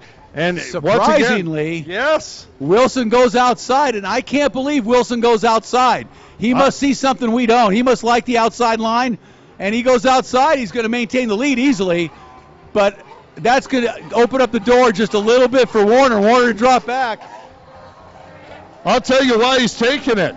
Those buoys have shifted, and the outside is almost a straight shot coming through here. I think so, too. He recognized it, says, hey, I'm going to take that outside. This is going to work. I think you're right, Kurt. I think you're very right about that. You talk about pros. They're not just looking at their boat. They're looking at the track. They're watching other racers go by, want to see what the track's looking like. Jimmy Wilson spotted those buoys in a race prior, and then we were watching runabouts as a stand-up rider. He's looking and going, man, I can cut that tight. Look at it, it's almost a straight shot. Absolutely. Craig Warner better open his eyes and hit that outside split. We'll see if Warner chooses to go that way this lap, because he did take the outside on the start. See if Wilson goes outside again. He's going to. Oh, yeah, he would. He knows the faster way. Warner's going to go inside. I think you're right. I think Warner may behoove himself to go to the outside split. We'll see. Warner charging right now. Warner charging, but Wilson's going to have that nice clean line right there. Barely has to let off the gas and maintains the lead. But Warner, he may have made up a little bit this lap. All right, no log jump. That's going to help Wilson, or that's going to help Warner. That is definitely going to help Warner. That is definitely going to help Warner, keeping that speed up on that side of the track. And Warner now closing the gap again on Wilson. Wilson looking over his shoulder. Wilson sees Warner coming. Warner laying it on, pouring on the coals on that big 4-stroke 1500cc Kawasaki power plant. Warner doing everything he can to stay out of that pump wash, because even though it's big and it's large and it's in charge, when that thing hits that aerated water, it starts to slide around, and when it tips in, he can't flip it up like the old SXRs. Oh, no. That is the crutch. That is the problem right now, is the handling. But I'll tell you what, watching him go down that back straightaway, Jimmy Wilson has got some serious top end. Oh, yes, he does. You feel a pump switch, impeller switch? Oh, my God. Wilson is flying. Oh, Warner! The top end on Wilson's boat is amazing right now. Craig Warner was on fire on the inside. Looked like he was going to be able to make the pass on Wilson. The nose went under. He subbed and had to restart. Well, and Wilson goes down off the log jump. Here comes Warner, set up and over cleanly. Well, I think it's what this is. It's clearly the third moto of the weekend. Yeah. These guys are starting to wear down a little bit, and it's starting to take its toll. You can see two riders that rarely make a mistake, both made major mistakes on this last lap. Is it just my imagination, or are they doing this for our viewing pleasure? It's all for us. Because I'm telling you, what a great opportunity to announce and watch. For those of you online, I hope you are enjoying this. What a great race between Jimmy Wilson, Craig Warner, and there's a bunch of other good riders out here having their own races in between. But right now, we're stuck on the vision of Warner and Wilson going at it. Wilson outside one more time. Warner going inside. Well, let's watch him come around this time. Let's watch and see if Warner can close that gap a little bit. Then what I want to see is when they come around to that back straightaway again, I want to see the difference in these skis, because I got to tell you, that Tim Judge built motor is absolutely on the gas and flying down that back straightaway. I'll tell you what, if Craig Warner doesn't go to the outside split, I'm saying it right now, he has no chance of winning this. Yep, I would agree. He could utilize that little bend to his advantage. Well, if he just follows Wilson, he can get close enough to make a move over on the far right-hand side of the track, or maybe on the back straightaway. I'll tell you what, if he had a pit board, if it was like moto back in the day, even in watercross racing, when you got a guy giving you signals, that mechanic would be telling Warner, go outside, go outside, go outside. Yeah. Because it looks faster right now. But I got to tell you something. That Tim Judge motor that Wilson's got underneath of him, he is pulling down that back straightaway. Oh, yeah, it's solid. It's incredibly solid. Now we got a lapper going to the inside. Where's Wilson going to go? Warner, he follows Wilson. Finally, now this time through, he's going to see the difference on those buoys and hopefully recognize the distance difference.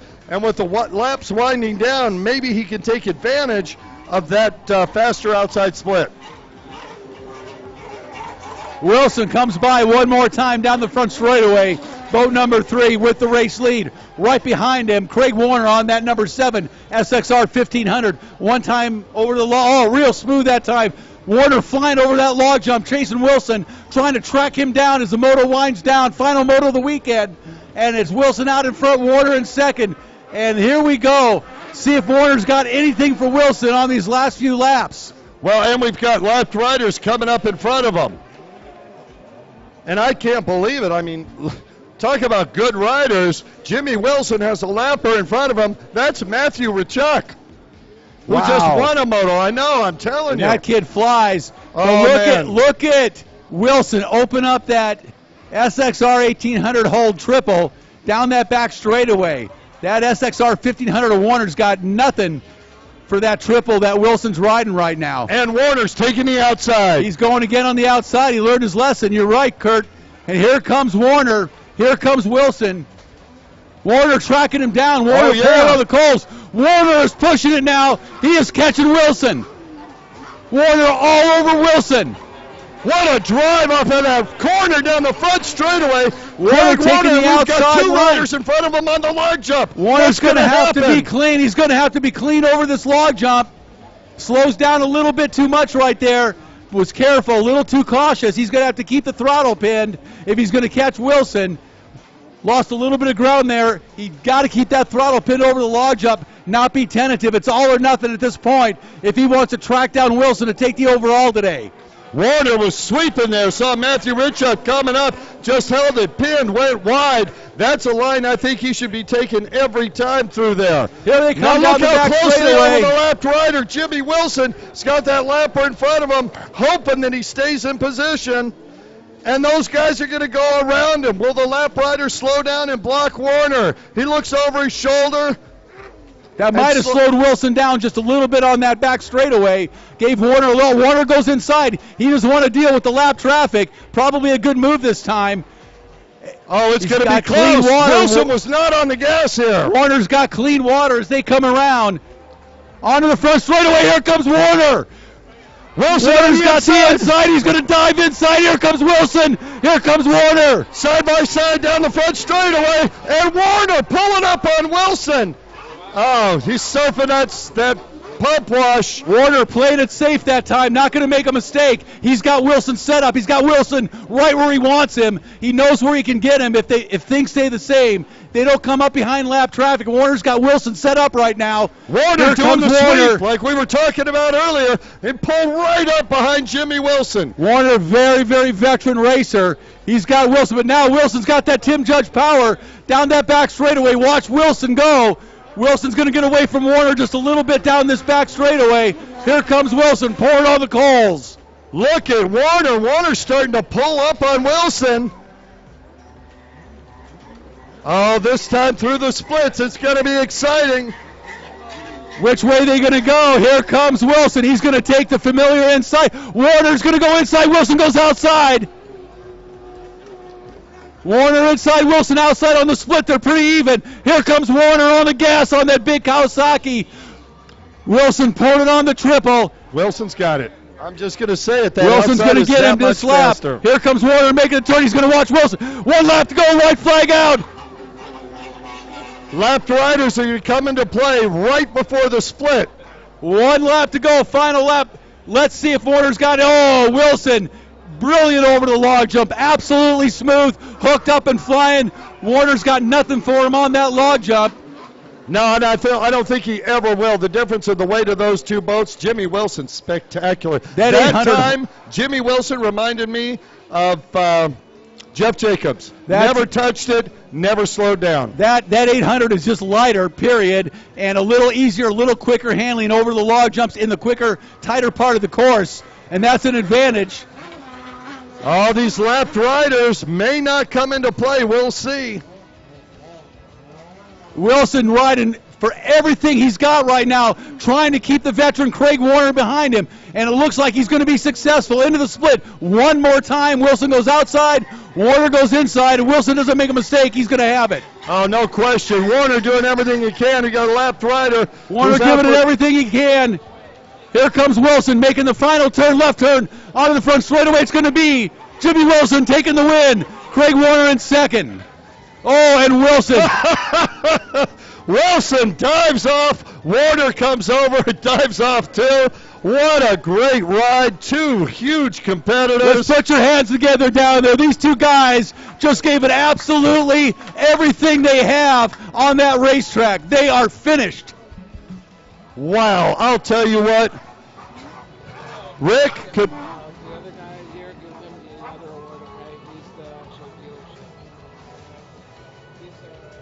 He's with the dealership.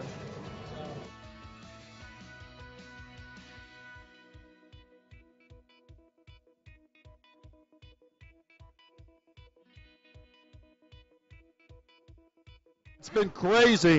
What a way to end the day here.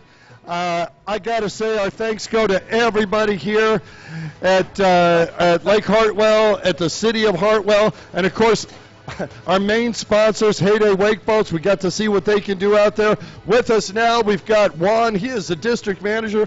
Juan, thanks again. I appreciate you being out there. We had a great time. Who you got with you here? I got Casey Strickland. He's with Strickland Marine, Captain Dave. He's our Heyday dealer. Awesome. Thank you very much for bringing the boats out. We appreciate it. And to show our appreciation for both of you, we'd like you to take these home with you. Thank you very much. We really appreciate what you guys have done this year. I am looking forward to West Virginia. We're going to finish up the national tour there, and then of course we'll have the national championship, the world championships in November down in Naples. Are we going to get you to come down there, Juan? I wish I could, but I'm going to have somebody else attending that show, which is going to be Mark Girizzi. I'm making some phone calls. Thank you. Is there anything that you'd like to tell us about the local dealership, how people can get in touch with you? We're located in Anderson off Highway 24. We've got 2 dealerships there, Captain Dave, Strickland Marine. We've got the Heyday product in stock with more on the way. A lot of stuff to see. Am I reading that right, that you're saying you're selling out of these things on a regular basis? Yes, we are. Yes, I can imagine.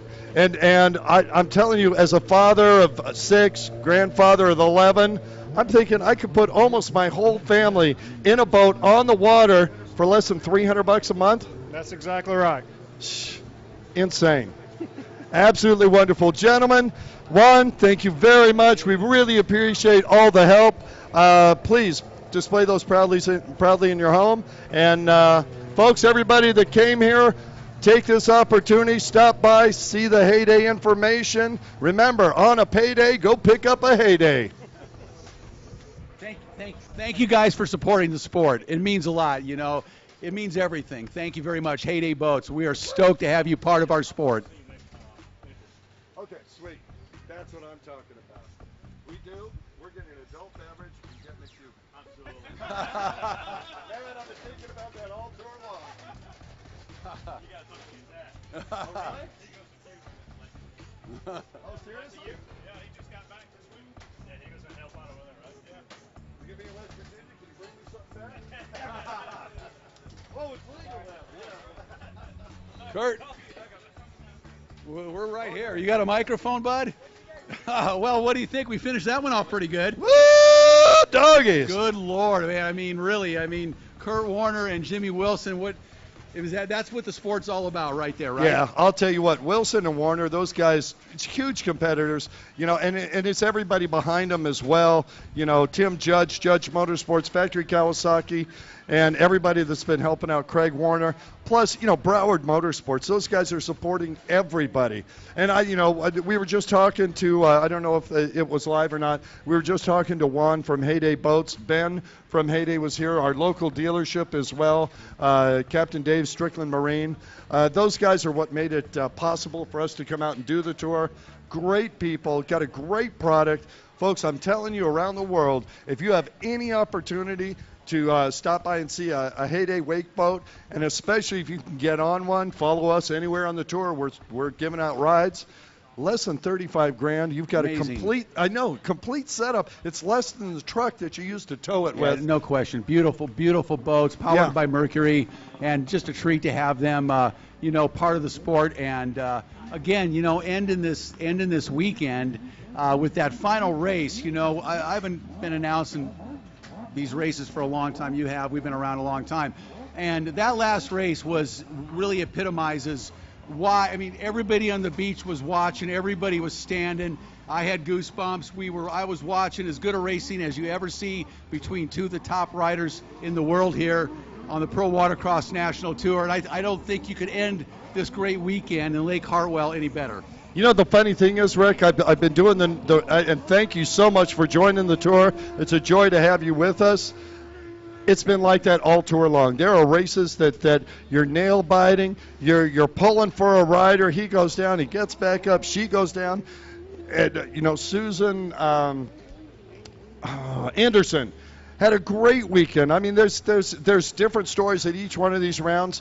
Final round next weekend, Charleston, West Virginia. By the way, Charleston has been sponsoring the live stream all season long. We thank you. We're going to thank them in person by putting on a great event. And, of course, as always, Maverick, Richard Ignacio at livestreaming247.com. Couldn't happen without him. Rick Lake, thank you so much. Looking forward to it. We'll see you in Charleston. So we're out here for round 6 in Lake Hartwell, Georgia for the Pro Watercross Tour.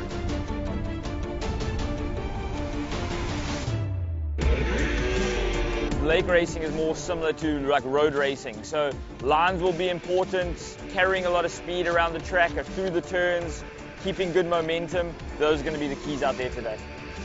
Right now I've got the points lead here in Lake Hartwell. About 8 points separates me in second place, which is my teammate Tyron Monteris. Coming into this weekend, Tyron and I are basically 1 point apart. Unfortunately for him, last-minute decision. He had to pull out of the event. Right now, I'm in first place in Sport GP. I've got Kelly Smith right behind me. It's been a good season, and we're just going to go out there and try to win. And worst-case scenario, we're going to finish our best and go for the championship again.